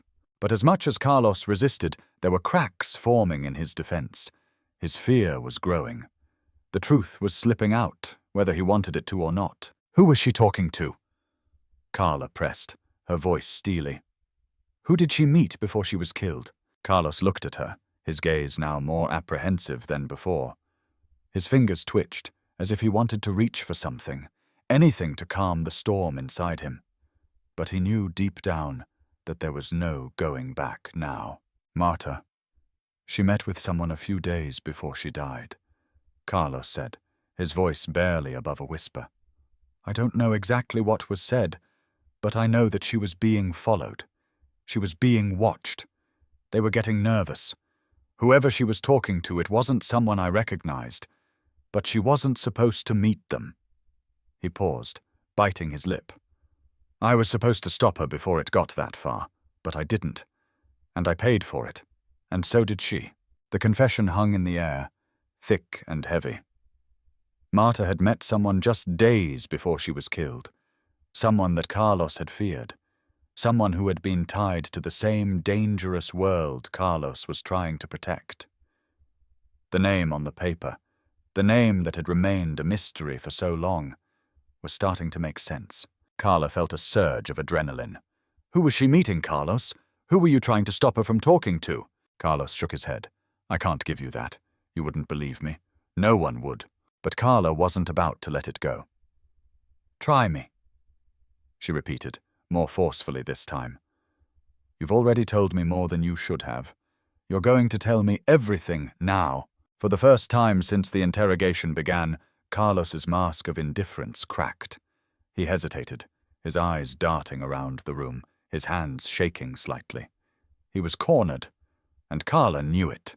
Finally, with a long, shaky breath, Carlos looked up at Carla. His face was a picture of resignation. It was Elias Cardoso, he whispered, almost too quietly to hear. He's the one she met, the one she was asking about. He's the one who runs everything. The name Elias Cardoso hit Carla like a blow to the chest. She had heard that name before. It was whispered in the darkest corners of the city, a name tied to corruption, power, and fear. He was the shadow that loomed over Porto Alegre, the invisible hand that controlled things from the shadows. And Marta, unknowingly, had dug into his empire. Carlos had been right. This wasn't just about a murder. It was about a war being fought in the shadows, one that had claimed an innocent life, and one that was far from over. The game was changing, and now the true extent of the conspiracy was beginning to unfold. Elias Cardoso wasn't just a name. He was the key to everything. The name Elias Cardoso hung in the air, thick with the weight of its implications. For a brief moment, everything seemed to stop. Detective Carla Oliveira sat frozen, her mind racing as she processed the words Carlos Mendez had just uttered. Elias Cardoso. The name was a whispered curse, a shadow that loomed over every facet of Porto Alegre's underworld. A man with enough influence to control the flow of money, power, and fear. A man who had never been fully investigated, never exposed for the crimes he was undoubtedly involved in. Carla stared at Carlos, his face no longer a mask of indifference. He looked vulnerable now, like a man who had unwittingly unleashed a storm far beyond his control. His eyes were wide, his breathing shallow, as though confessing this name had opened a floodgate he couldn't close. She knew she was standing on the precipice of something massive, something that could change everything. Tell me everything, Carlos, she demanded, her voice steady but sharp. How deep does this go? What did Marta know? What was she getting herself into? Carlos swallowed hard, his throat working as he struggled to maintain his composure. Marta. She didn't know the full extent of it, but she was asking questions. She was starting to put things together. Elias Cardoso, his operations, they control everything in this city. Everything. It's not just drugs or money. They've got people in positions of power, politicians, business owners, even law enforcement. Everything is connected. And Marta, she was too close. Carla's heart pounded in her chest. Every word Carlos spoke confirmed her worst suspicions. The corruption, the darkness that had once seemed so far removed from the ordinary lives of people like Marta, it was everywhere. And Marta had been the one who had stumbled into it, unaware of just how dangerous her curiosity would prove to be. Where is he? Carla asked, her voice now low, almost like a command. Where is Elias Cardoso? Tell me where to find him. Carlos shifted uncomfortably in his chair, his eyes flickering with unease. You don't want to know, he muttered, shaking his head. You can't just walk in there, Carla. It's not like the movies. You can't just arrest a man like him and expect it to be over. You have no idea how powerful he is. You think you can solve this by asking questions, by following clues. No, it's not that simple. It's not that. Carla leaned in closer, ignoring the tremor in Carlos's voice. I don't care how powerful he is. If he's the one behind this, then I'll bring him down. Do you understand? If you know anything, anything at all, you need to tell me. This isn't just about Marta anymore. This is about bringing a criminal empire to its knees. Carlos stared at her, his eyes narrowing as if weighing his options. The room was suffocating, the tension palpable. He looked like a man who had already made his peace with his fate, but something in his face told Carla that he still held on to something. A secret, a connection, something that could change the course of the investigation. "You're right," Carlos finally said, his voice barely above a whisper. "It's not just about Marta. It's about all of us. And if you go after Elias, if you dig too deep, you won't be the only one at risk. The people you care about, your family, your colleagues, no one will be safe. He has his fingers in everything. If you really want to take him down, you're going to need more than just evidence. You'll need protection. You'll need to watch your back. Because once you've crossed him, there's no going back." Carla felt a chill crawl down her spine, but she didn't flinch. She couldn't afford to be afraid. She had already made a choice, and that choice was to see this through, no matter the cost. "Then help me, Carlos," she said, her voice unwavering. "Help me take him down. This is your chance to make things right. Help me and we can stop him from hurting anyone else." Carlos hesitated, the battle playing out in his eyes. Finally, with a long, defeated sigh, he spoke again, his voice barely audible. "There's a place," he said. "A warehouse just outside the city. That's where he does his business, where he keeps the most important things, his people, his operations. I can take you there. But it's dangerous. It's heavily guarded. You won't get in unnoticed. If you want to confront him, you have to be prepared for anything." Carla nodded, her resolve hardening. "I'm ready." Carlos didn't respond, but Carla could see the regret in his eyes. He knew better than anyone that this wasn't just an investigation anymore. It was a fight against a system so deeply ingrained in the city's fabric that taking it down would require more than just a handful of detectives. It would require a war. The next few days were a whirlwind of activity. Carla gathered her team, briefing them on the new lead, the warehouse where Elias Cardoso was said to operate. She knew they couldn't go in without backup. They needed more than just police officers. They needed intelligence, surveillance, and a plan that accounted for every possibility. Elias Cardoso wasn't just a criminal. He was a symbol of the corruption that had rotted the core of Porto Alegre, and taking him down was more than just about justice for Marta. It was about saving the city itself. As they prepared for the operation, Carla couldn't shake the feeling that they were walking into the lion's den.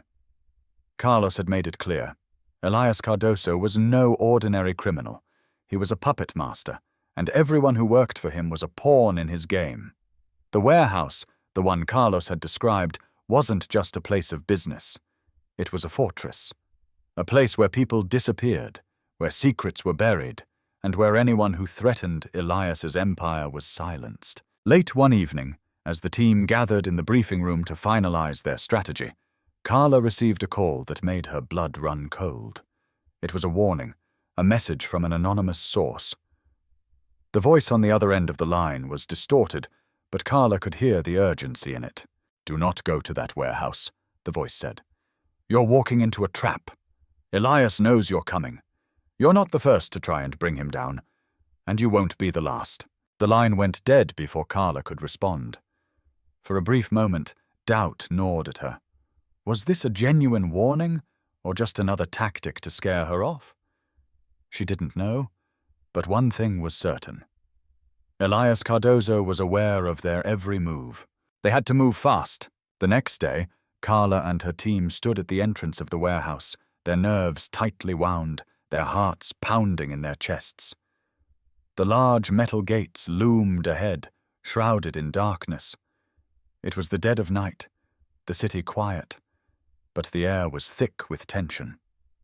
Carla's hand hovered near her gun, ready for whatever lay beyond the gates. "Stay close," she instructed her team, her voice steady, despite the adrenaline surging through her veins. "We go in fast, we go in hard, and we don't leave anyone behind." They moved forward, every step bringing them closer to the unknown, closer to the man who had held the city in his grip for far too long. As they crossed the threshold into the compound, Carla couldn't help but wonder. Would this be the night that Porto Alegre was finally freed from the shadow of Elias Cardoso?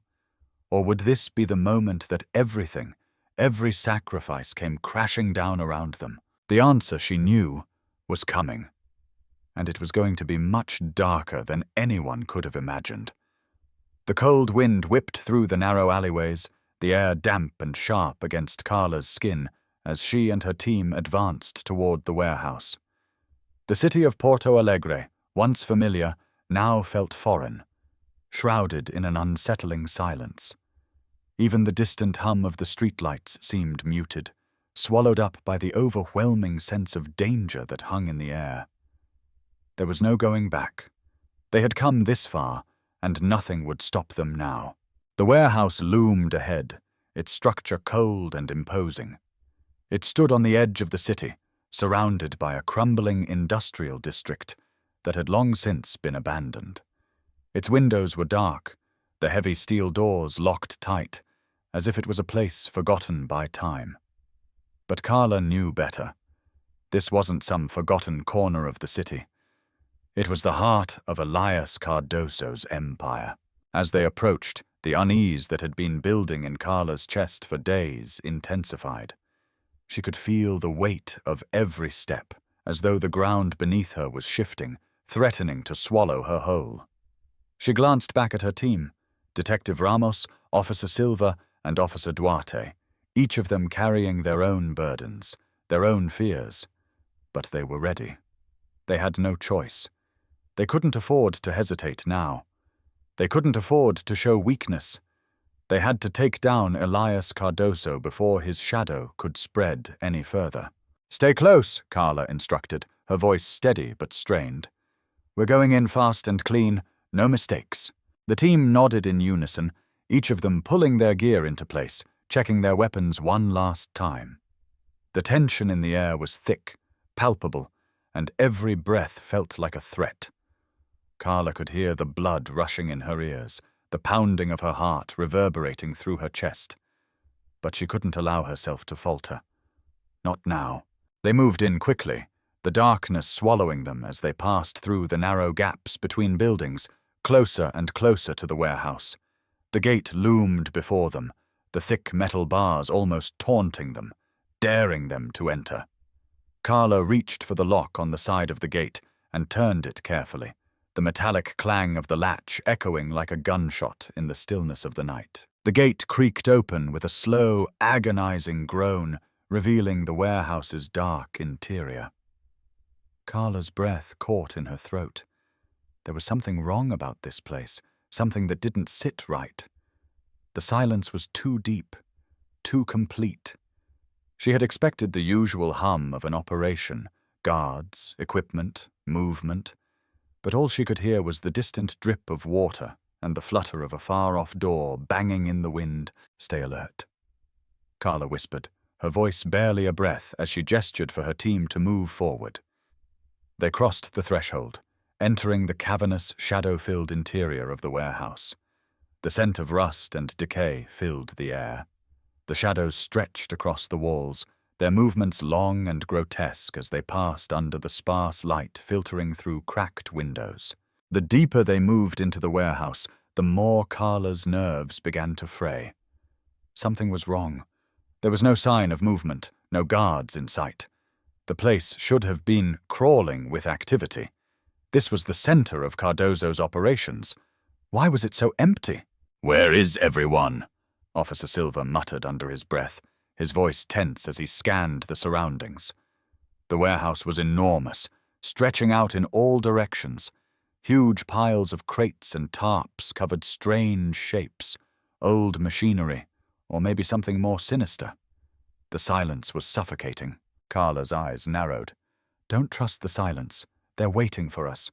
Suddenly, the sound of a door slamming shut echoed through the warehouse, making them all freeze in place.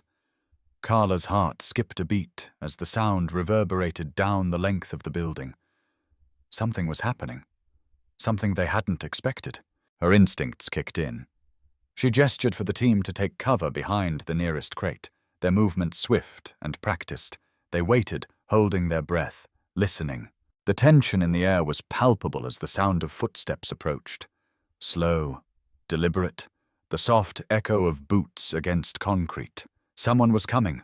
And then, from the shadows, a figure stepped into view. It wasn't Elias Cardoso. It was a man Carla didn't recognize. Tall, broad-shouldered, with a harsh, weathered face that seemed to have been carved from stone. His eyes were cold, calculating, and he wore the air of someone who was used to being in control. He was armed, holding a large rifle, and his movements were cautious, deliberate. He was a guard. No, more than that. He was a soldier in Cardoso's private army. The man scanned the room, his eyes flickering over the team's hiding spot, but he didn't seem to notice them. He was too focused on the other side of the warehouse, where the faint light of a distant hallway flickered from beneath a door. "Do you see him?" Carla whispered to her team. Ramos nodded slightly, his eyes wide with understanding. "Yes, but there's more of them. I can hear movement. They're here. Somewhere." Carla cursed under her breath. This wasn't just a simple raid. It was a trap. They were walking straight into the heart of Cardoso's operation, and they had no idea how many men were waiting for them in the shadows. "Prepare for a fight," she murmured, the words heavy in the air. "We don't have much time." They moved silently through the shadows, their movements quick and fluid. Every step was calculated, every corner carefully approached. But even as they moved, the sense of dread only deepened. It was like walking through a labyrinth, every turn leading them deeper into the unknown. As they neared the hallway where the figure had gone, Carla signaled for her team to spread out, checking every shadow, every possible hiding place. But there was no turning back now. They had come too far. Elias Cardoso was here, somewhere, hiding in the shadows. And they had to confront him. The hallways inside the warehouse seemed to stretch endlessly, lined with metal doors, crates, and stacks of unmarked boxes. Everything was cloaked in darkness, save for the dim flicker of lights overhead. The further they walked, the more Carla could feel the weight of the situation pressing on her. She couldn't shake the feeling that they were being watched, stalked by unseen eyes. The quiet was suffocating. Then, in an instant, everything erupted into chaos. A door to their left slammed open, and before Carla could react, gunfire ripped through the air. The blast was deafening, the shock of it vibrating through her bones. She dove behind a crate, adrenaline surging through her veins as she heard the sharp crack of more bullets being fired. "Ambush!" shouted Officer Silva, his voice barely audible over the gunfire. Carla's pulse thundered in her ears as she grabbed her weapon, raising it just in time to return fire. The men behind the door were relentless, their aim deadly. They were heavily armed, well-trained, and they weren't backing down. The firefight exploded in a burst of light and sound, bullets whizzing past Carla's head as she crouched behind cover. Her heart was pounding in her chest, but there was no room for hesitation. They had come too far to fail now. They had to get to Elias Cardoso. They had to finish this. "We need to move," Carla shouted, her voice barely cutting through the noise. "Get to the other side. We need to flank them." Ramos nodded, and the team sprang into action, darting from cover to cover, returning fire as they pushed forward. The gunfire seemed endless, but Carla couldn't afford to be distracted. She had to find Cardoso. She had to stop him. With each passing second, the chaos seemed to grow. More enemies emerged from the shadows, and the sound of more footsteps echoed in the distance. The warehouse was alive with violence, with the air thick with the smell of gunpowder and the sting of fear. And then, as if fate had decided to play its hand, a figure appeared in the doorway at the far end of the warehouse. Elias Cardoso. He stood tall, watching, waiting, his eyes gleaming with cold confidence. He wasn't running. He wasn't afraid. He was in control. And for the first time, Carla realized just how dangerous this was going to get. "Move!" she yelled, her voice sharp. "Get to him now!" But the battle was far from over. The real fight had just begun. The air in the warehouse was thick with tension, the stench of gunpowder, and the sharp tang of fear seeping into every crack and crevice. It was as though the walls themselves were closing in, trapping Carla and her team in a deadly game with no room for escape. They had expected trouble, but nothing like this. The moment Elias Cardoso had appeared in the doorway, the atmosphere had shifted, and the stakes were raised. This wasn't just about busting a criminal organization anymore. This was a battle for survival. Carla's pulse was pounding in her ears as she crouched behind a stack of crates, her weapon aimed at the door where Elias had just emerged. Her breath was shallow, but her mind was sharp. She had to think fast. They were outnumbered and outgunned. Elias Cardoso was no ordinary criminal. He was a man who had orchestrated a vast network of corruption and violence. And now, he was standing before them, his eyes gleaming with cold amusement. "Get to the exit, now!" Carla barked, her voice cutting through the chaos. She wasn't sure if anyone heard her over the gunfire, but she had to act. She could see her team, Ramos, Silva, and Duarte, moving through the shadows, using whatever cover they could find to advance. But the warehouse was a labyrinth, and Cardoso's men were everywhere.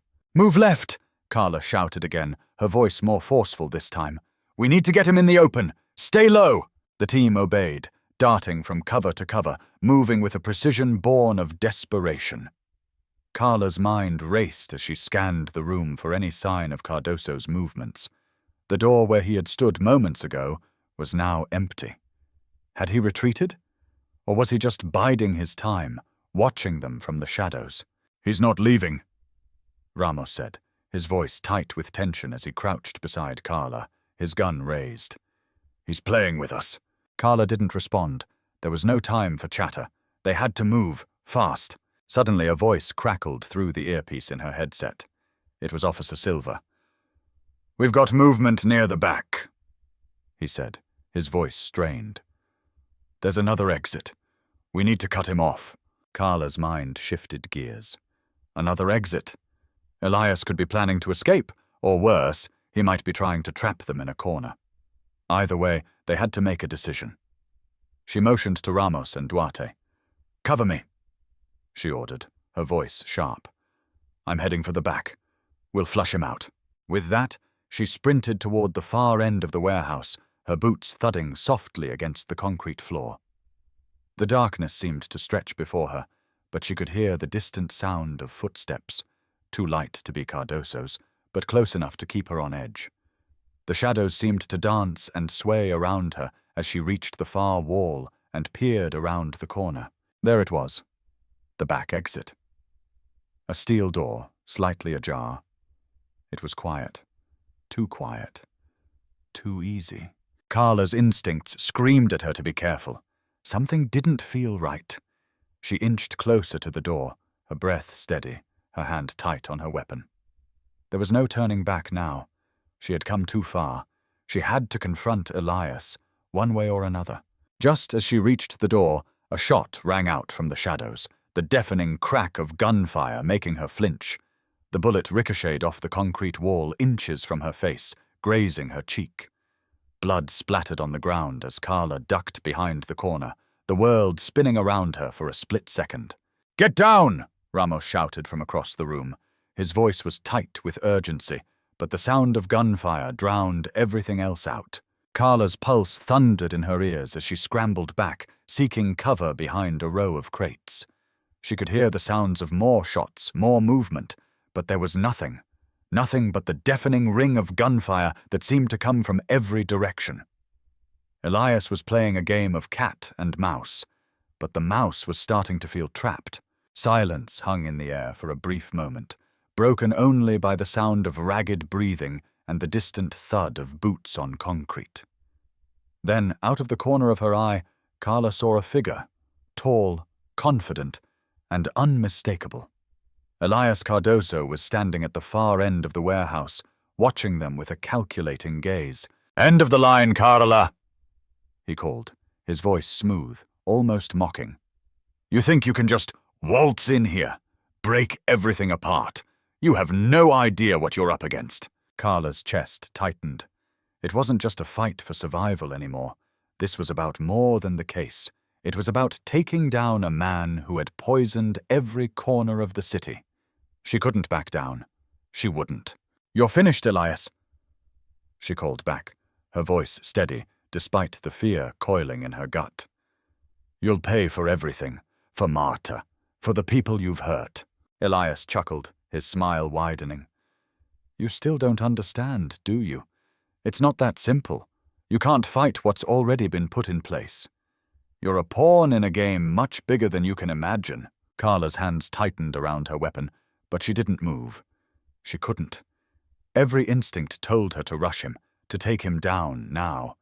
But something told her to wait, to be patient. They were getting closer. Every second, every piece of information they uncovered brought them one step closer to putting an end to his reign of terror. "Where's the rest of your team?" Elias taunted, stepping into the light. His figure was illuminated by the harsh overhead lamps, casting long shadows across the floor. He seemed untouchable, invincible, but Carla knew better. He was trapped. They all were. Ramos, Silva, and Duarte were circling from opposite directions, silently preparing to close in on him. Carla could feel the weight of her team's presence, each of them pushing forward with their own determination. She wasn't alone, and neither was Elias. The tension snapped when Elias's hand moved suddenly, fast as lightning, drawing a gun from behind his back. Carla's heart leaped into her throat as he raised the weapon, pointing it straight at her. But before he could fire, a deafening roar filled the room as Ramos leaped from his hiding spot, tackling Elias to the ground. The gun went off, the bullet whizzing past Carla's head as she dove for cover behind a metal support beam. "Get him!" Carla shouted, her voice sharp and frantic. The struggle was chaotic. Elias fought with the ferocity of a man who had everything to lose, his hands pushing against Ramos, trying to break free. But the officer had him pinned. The team was closing in, surrounding him from all sides, and the warehouse felt smaller, more suffocating with every second. "Elias Cardozo!" Carla shouted, stepping into the fray, her weapon aimed at him. "You're under arrest for the murder of Marta Souza and countless other crimes." Elias's eyes narrowed, and for the first time, Carla saw a flicker of fear. But it was gone in an instant, replaced by that same chilling smile. "You think you've won? You have no idea how many of us there are. This city is mine." Before she could respond, a sharp, guttural cry rang out from behind her, the sound of metal scraping against concrete. One of Elias's men had broken through the back door, charging toward them with a knife raised high. Carla's instincts took over. She fired twice, the shots ringing out with terrifying precision. The man dropped to the ground, motionless. But Elias wasn't finished. Even as the light dimmed, his figure loomed over them like a dark cloud, the last vestiges of his empire crumbling around him. As Carla watched him struggle beneath the weight of his own defeat, she realized one thing. This fight wasn't over. There would be others. More shadows. More enemies, lurking just beyond the horizon. But for now, Elias Cardozo had been taken down, and Porto Alegre could finally begin to breathe again. The sound of sirens blared through the stillness of the night as Carla stood in the center of the warehouse, her heart still racing from the intense standoff. The battle had ended, but the aftermath was just beginning. Elias Cardozo was finally in custody, but the darkness he had cast over Porto Alegre wasn't going to disappear overnight. As officers swarmed around the warehouse, securing the area and gathering evidence, Carla took a deep breath, trying to steady herself. Her hands were still trembling from the adrenaline, and she wiped her forehead with the back of her hand, feeling the beads of sweat that had gathered there. But she couldn't allow herself to relax. Not yet. There was still too much to process. Ramos, Silva, and Duarte were moving quickly, sweeping through the warehouse to ensure there were no other surprises. The gunfire had been loud, but it hadn't been the only noise in the building. Elias had surrounded himself with a network of loyalists, men who would do anything to protect him. They were gone now, arrested or neutralized. but the trail of destruction they had left behind would take weeks, even months to clean up. Carla watched as the officers began to move crates, uncovering bags of illicit goods, files and documents that linked Elias to the city's underworld. It was clear now that Cardoso wasn't just the face of a criminal empire. He was the orchestrator of an entire network that spanned far beyond Porto Alegre. Drugs, extortion.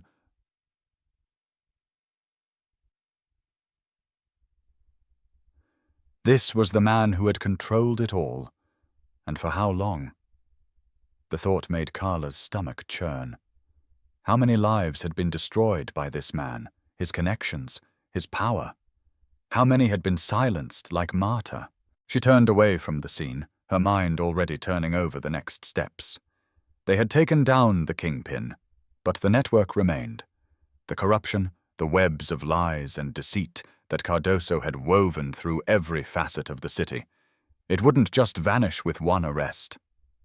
This was a beginning, not an end. "Detective," Ramos's voice cut through the fog of Carla's thoughts. She turned to face him as he walked toward her, his expression grim but determined. "We found something." Carla raised an eyebrow. "What is it?" Ramos handed her a file, the edges worn and frayed, as though it had been handled many times before. She opened it, her eyes scanning the first few pages quickly. What she saw sent a cold shiver down her spine. It was a list of names, dozens of them. And each one was linked to a different powerful individual in Porto Alegre. Politicians, business owners, police officers, and even members of the city's elite. The more she read, the more Carla's blood ran cold. These weren't just associates of Elias Cardoso. These were people who had directly benefited from his criminal operations. These were people who had helped him maintain control over the city, who had turned a blind eye to the suffering he had caused. "We need to act on this," Carla said, her voice steady but tinged with urgency. "These names, this goes beyond Cardoso. This is the real cancer. The people in power are just as guilty." Ramos nodded, his jaw tight. "I know. We've already got some leads, but we need more. The question is, where do we start?" Carla didn't hesitate. "We start with the city council, the politicians. They're the ones who gave him protection, who helped him get to where he is. If we can expose them, we can start pulling the whole system apart." Ramos looked at her, his gaze filled with determination. "You think they'll go down without a fight?" Carla exhaled sharply. "They'll fight, but we have the evidence now, and once we start making arrests, the rest will fall into place. The people who've been on Cardoso's payroll will turn on him." As she said those words, Carla felt a sense of grim satisfaction. This wasn't going to be easy, and it wasn't going to be quick. But they had cracked the foundation of the criminal empire, and from here they would dismantle it piece by piece, exposing every dark corner, every corrupt official, until nothing was left but the truth. The sound of a car pulling up outside broke Carla from her thoughts. She turned to see a familiar face step out of the vehicle. Her captain, Enrique Costa. His expression was unreadable as he walked toward her, his shoes echoing on the concrete floor. "You did good, Carla," Costa said, his voice low but filled with approval. "Cardoso's behind bars, and that's something we can all take pride in." Carla gave him a nod, but she wasn't feeling the sense of triumph she expected. The fight wasn't over, not by a long shot. "There's still a long way to go," she replied, her voice firm. "Cardoso may be off the streets, but his influence runs deep. We've only scratched the surface." Costa looked at her for a long moment before nodding. "You're right, but this is a victory. Take it for what it is. You've taken down one of the city's most dangerous men, and that matters. Don't lose sight of that." Carla didn't answer right away. She understood what he meant. She knew that the arrest of Elias Cardoso was a significant achievement, a major blow to the criminal world. But she couldn't afford to bask in that victory. Not yet. The real work had only just begun. As the police team continued to process the scene, Carla stepped away, her mind already racing ahead to the next steps. The list in her hands was only the beginning. They had to follow the trail, dig deeper into the connections that had allowed Cardoso to thrive for so long. She had to expose the people who had made this possible, those who had turned a blind eye to his reign of terror. The next day, Carla sat in her office, reviewing the evidence, the names, and the connections. The sheer scale of the corruption was staggering. Each name on the list led to another, and each link in the chain brought them closer to the heart of the operation. But what struck Carla most wasn't the enormity of the conspiracy. It was the realization that, for years, the city had been held hostage by these men. Cardoso had been their figurehead, their enforcer, but the real power, the true masterminds, were hidden behind layers of influence. A knock on the door interrupted her thoughts. She looked up to see Ramos standing in the doorway, his expression tense. "We've got a problem," he said, his voice low. "There's been an attempt on the mayor's life. He's in critical condition. And guess who's behind it?" Carla's heart sank. She knew the answer before he even said it. "Cardoso's people," she said, her voice barely a whisper. Ramos nodded grimly. "It looks like Cardoso's empire won't fall so easily. But we can't back down now. The mayor's attack, it's a message. Cardoso's not done, and we have to stop him before he can do anything worse." Carla stood up, her body tense with purpose. The mayor's assassination attempt was just the beginning. This wasn't over. Elias Cardoso's reign had only just begun to crumble, but he still had enough power to fight back. The battle had entered a new phase, and Carla knew that the city's future was hanging in the balance. They would need every resource, every ally, and every ounce of their resolve to see this through. But Carla wasn't afraid. She had come too far, and there was no turning back. The city was hers to save, and she wasn't about to let it slip through her fingers. The war for Porto Alegre had only just begun. The walls of the police headquarters felt colder than ever, as though the very building itself was holding its breath. Detective Carla Oliveira sat at her desk, surrounded by the growing mountain of evidence. The city had been rocked by the mayor's assassination attempt, and the echo of that attack reverberated through every corner of Porto Alegre. It wasn't just a political move, it was a warning, a declaration that Elias Cardoso was far from done. Carla's hands were trembling slightly as she sifted through the new files in front of her. Her mind raced with a million thoughts. The list of names tied to Cardoso's criminal empire was growing, and with it, the realization that the network was far more intricate than anyone had ever imagined. They had taken down Cardoso, but they hadn't even begun to scratch the surface of the corruption that had festered for years beneath the surface. The mayor, once a figurehead of order in the city, was now fighting for his life in the ICU. A target for reasons Carla could only guess at. But she knew one thing for certain. Elias had set his sights higher. He wasn't just a criminal anymore. He was a symbol of something far more insidious, an enemy of the state itself. The sound of heavy footsteps approached her office, and before Carla could react, Ramos appeared in the doorway, his face grim. "We've got trouble," he said without preamble, his voice low. Carla raised an eyebrow, a frown tugging at her lips. "What now?" "It's bigger than we thought," Ramos replied, stepping into the room and closing the door behind him. The mayor's assassination attempt wasn't a rogue operation. It was part of something else, something much bigger. Our people on the inside, they're turning up dead. Carla's stomach dropped. She felt the blood drain from her face as she processed his words. "What do you mean, our people? Witnesses, informants?" Ramos explained, his voice barely above a whisper. "People who've been helping us investigate Cardoso's network. The ones who've been feeding us intel for months. They're disappearing. We don't know if it's the work of Cardoso's men or if someone else is pulling the strings. But they're being silenced one by one." A wave of cold dread washed over Carla. The realization hit her like a blow. If Cardoso's people were targeting their informants, if they were willing to kill anyone who stood in their way, then they were playing for keeps. This wasn't just about business anymore. It was personal. "We can't lose any more ground," Carla said, her voice steely. We need to double down on this investigation. If Cardozo's men are cleaning house, we need to find out who's behind it, and fast. If we don't, this entire operation will fall apart. Ramos nodded, his eyes dark with worry. I agree, but we don't have much time. The mayor's office is already being pressured by other factions in the city. Business interests, criminal lobbies, you name it. They want us to back off. They want the investigation to die in the water. Carla's jaw tightened. We're not backing off.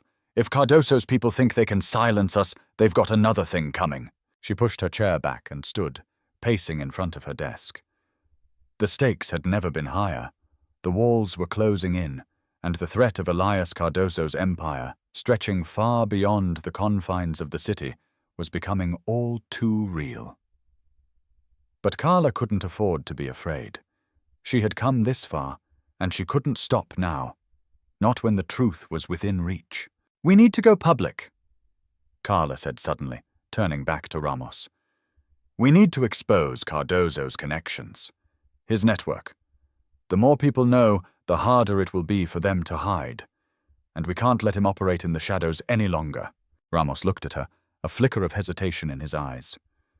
You think the public will back us? You think they'll trust us with all this? Carla met his gaze, unwavering. The people are already scared. They've been living in fear for far too long. The longer we let Cardozo's people operate unchecked, the more dangerous it gets. If we go public with what we know, it'll force their hand. It'll expose them to the light. And when they're in the light, they can't hide anymore. Ramos sighed, his shoulders slumping slightly as he absorbed her words. I'll talk to the mayor's office, but we'll need the evidence. We'll need something concrete to push forward. Carla nodded. I know. That's why we need to find out who's behind the attempts on our witnesses. We need to uncover who's pulling the strings, who's really controlling the game. Once we know that, we can go after the real enemy. As Carla's mind raced with plans, she couldn't shake the feeling that they were being watched. She had felt it for days now, the oppressive weight of unseen eyes following her every move. But she couldn't let that fear consume her. She had to keep moving. She had to stay focused. I'll get to work on this, Carla said, her voice firm. Let's move fast. We can't afford to wait any longer. Ramos left her office, and Carla was left alone in the quiet room, the hum of the fluorescent lights above the only sound. She ran her hand through her hair, trying to focus on the task ahead. But the images of the dead informants, the faces of those who had helped them, haunted her thoughts. She couldn't shake the feeling that they were running out of time. Cardozo was on the move again, and with each passing hour, the danger escalated. The city was in the grip of a force so powerful, so entrenched in the fabric of society, that it seemed impossible to break free. Carla turned back to her desk and stared at the list of names she had collected. Each name was a thread in the tangled web of corruption that had plagued Porto Alegre for far too long. But even as she stared at the list, she couldn't help but feel a growing sense of doubt. The investigation had led her to this point, but now that they had Elias Cardozo in custody, was it enough? Would taking him down truly dismantle the empire, or was there something deeper, something even more dangerous, waiting in the wings? Carla's phone rang, jolting her out of her thoughts. She picked it up without looking at the caller-eyed. Carla, the voice on the other end said, sharp and urgent. We've got a problem. Carla's blood ran cold. She knew that voice. It was Officer Silva, one of the few officers she still trusted completely. What is it? She asked, her pulse quickening. It's bad, Silva replied. We've got intel that suggests Cardozo's people are already moving, getting ready to take control of the city's most important businesses. They're consolidating power faster than we thought. Where? Carla asked, her mind already racing with possibilities. They're planning something big, Silva continued. They've been meeting with key figures, politicians, business leaders, even some of the law enforcement officers. They're trying to strike a deal, and we have to stop it, now. Carla's chest tightened. This was the moment she had been waiting for, the moment that would determine everything. Elias Cardozo's empire was not just a criminal operation.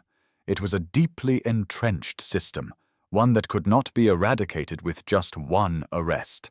They needed to go after the whole structure, the entire network of corruption. And if they didn't act fast, they would lose the city forever.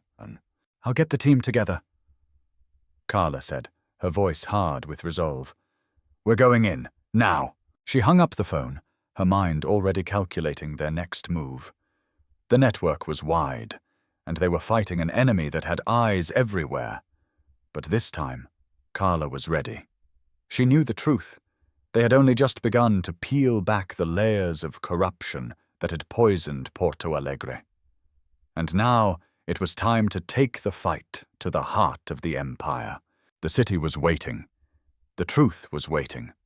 And Carla wasn't about to let it slip away. The moment Carla hung up the phone, everything shifted. The air inside the police headquarters seemed to grow heavier, charged with the same electric tension that had been building over the past several weeks. The walls, once familiar, now felt like a trap, closing in on her as the weight of the task ahead pressed down on her shoulders. The plan was in motion. There was no turning back now. Carla grabbed her jacket from the back of her chair and threw it on. The sudden rush of action made her heart race. She could feel the adrenaline flooding her system as she sprinted down the hall toward the operations room. The team needed to be assembled. The city was slipping through their fingers, and Elias Cardoso's empire was about to strike a blow that would shatter whatever fragile peace remained. She couldn't let that happen. Ramos was already in the operations room when Carla arrived. He was standing by the large whiteboard, his eyes scanning a series of notes written in hasty scrawl. His usual calm demeanor was replaced with a sharp edge. He looked up as Carla entered, his expression grim. "Everything ready?" Carla asked, her voice steady, despite the chaos threatening to break loose. Ramos nodded. "We've got our intel. They're making moves, big moves. They've already been meeting with city officials, business leaders, and others in the private sector. Cardoso's people are looking to take control of key industries, banking, construction, transportation. If we don't stop them now, they'll have a stranglehold on the city, and it'll be impossible to break free from their grasp." Carla felt the weight of his words sink in.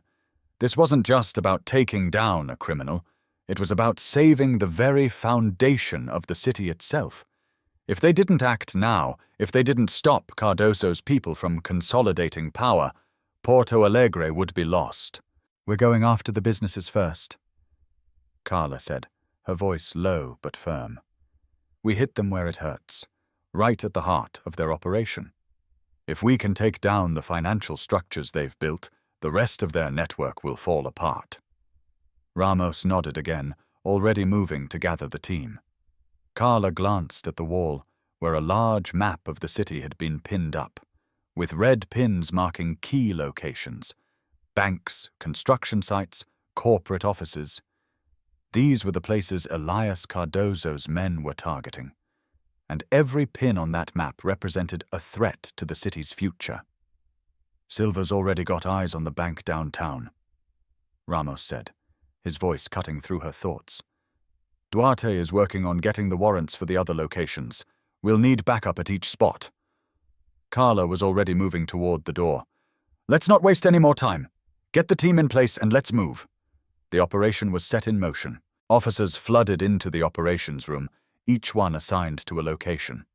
The clock was ticking, and every second they spent waiting could be another opportunity for Elias Cardoso's people to secure their power. Carla could feel the pressure building, but she couldn't afford to let it break her. She had seen this kind of corruption before, the way it sank into the bones of a city and twisted everything it touched. If she didn't act now, this city would become a puppet in Cardoso's hands, and there would be no hope of breaking free. As the team mobilized, Carla took a moment to catch her breath. She stood by the door, watching as the officers moved with purpose. They were all focused, determined. This was the moment they had been waiting for, the chance to take down the heart of the criminal empire that had held Porto Alegre in its grip for too long. A knock on the door interrupted her thoughts. She turned to find Silver standing in the doorway, a grim expression on his face. "You're not going to like this," Silver said, holding up his phone. Carla's stomach tightened as she took the phone from him. The screen displayed a live feed from one of their undercover agents stationed outside a high-rise in the city center. She could see the lights of the building flickering, but that wasn't what caught her attention. It was the group of men gathered in the lobby, dressed in suits, their expressions cold and calculating. One of them stood at the front of the group, his face unmistakable. "Cardoso," Carla muttered under her breath. "He's still here." Silver nodded. "They're making their move. We can't wait any longer." Carla's mind raced. Elias Cardoso had been arrested. He should have been behind bars, his empire shattered. But here he was, standing in front of her, alive, free, and unrestrained. How had he managed to pull this off? How had he gotten away from them? "We need to move now," Carla said, her voice low and urgent. "Get the team ready. We're hitting them all at once." But as she spoke, the weight of the situation began to settle in. This wasn't just about the businesses, the politicians, or the corrupt officials. Elias Cardoso had something more than money. He had power, and he had the ability to move freely within the very structures they were trying to break apart. This wasn't just a criminal empire, it was a war. And the stakes had just gotten much higher. Ramos's voice broke through her thoughts. "The mayor's office is under siege." Carla's breath caught in her throat. The mayor. He had been the target of an assassination attempt only days before. And now, Elias Cardoso's people were moving in on him again. "Where?" Carla asked, her mind already shifting gears. "Where is he?" "His office," Ramos replied, his voice tight with urgency. "They've got him cornered." Without another word, Carla moved quickly, her team falling in behind her as they raced toward the mayor's office. The city was under siege, and they were the only ones who could stop it. But as they made their way through the streets, Carla couldn't shake the feeling that they were already too late. Elias Cardoso was always one step ahead, always moving faster than they could react. The mayor's office was a fortress, heavily guarded by security personnel and local police. But as they approached, Carla could see the chaos unfolding at the front entrance. Armed men were taking positions around the building, their weapons trained on anyone who came near. "Get inside!" Carla shouted to her team, already running toward the entrance. She didn't stop to think. She couldn't afford to hesitate. The mayor's life was at stake, and with it, the future of the city. As they pushed through the doors, the scene inside was even worse than Carla had feared. The mayor, pale and sweating, was sitting behind his desk, surrounded by Cardoso's men.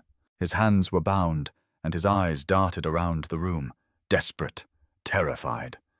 Carla's heart pounded in her chest as she moved quickly through the office, her gun drawn and ready. But as she reached the mayor's side, a gunshot rang out from the back of the room, and the mayor collapsed forward, a pool of blood spreading across the floor. "No!" Carla shouted, rushing forward to check for a pulse. But there was nothing. The mayor was gone. The weight of the loss hit her like a punch to the gut, but she couldn't afford to let it consume her. Elias Cardoso was still out there, and as long as he remained free, the city would never be safe. "Get the mayor's body out of here," Carla ordered, her voice cold and steady. "We're not done yet. We take him down, or the city falls."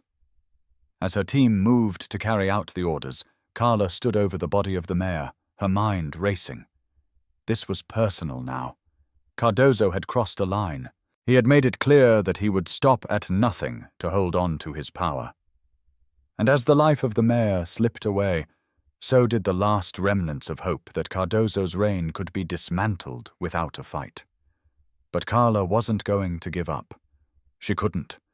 The fight had only just begun, and this time she would make sure that Cardoso wouldn't walk away unscathed. "Let's finish this," she whispered to herself, her resolve hardening. No more games. No more delays. It's time to take back the city.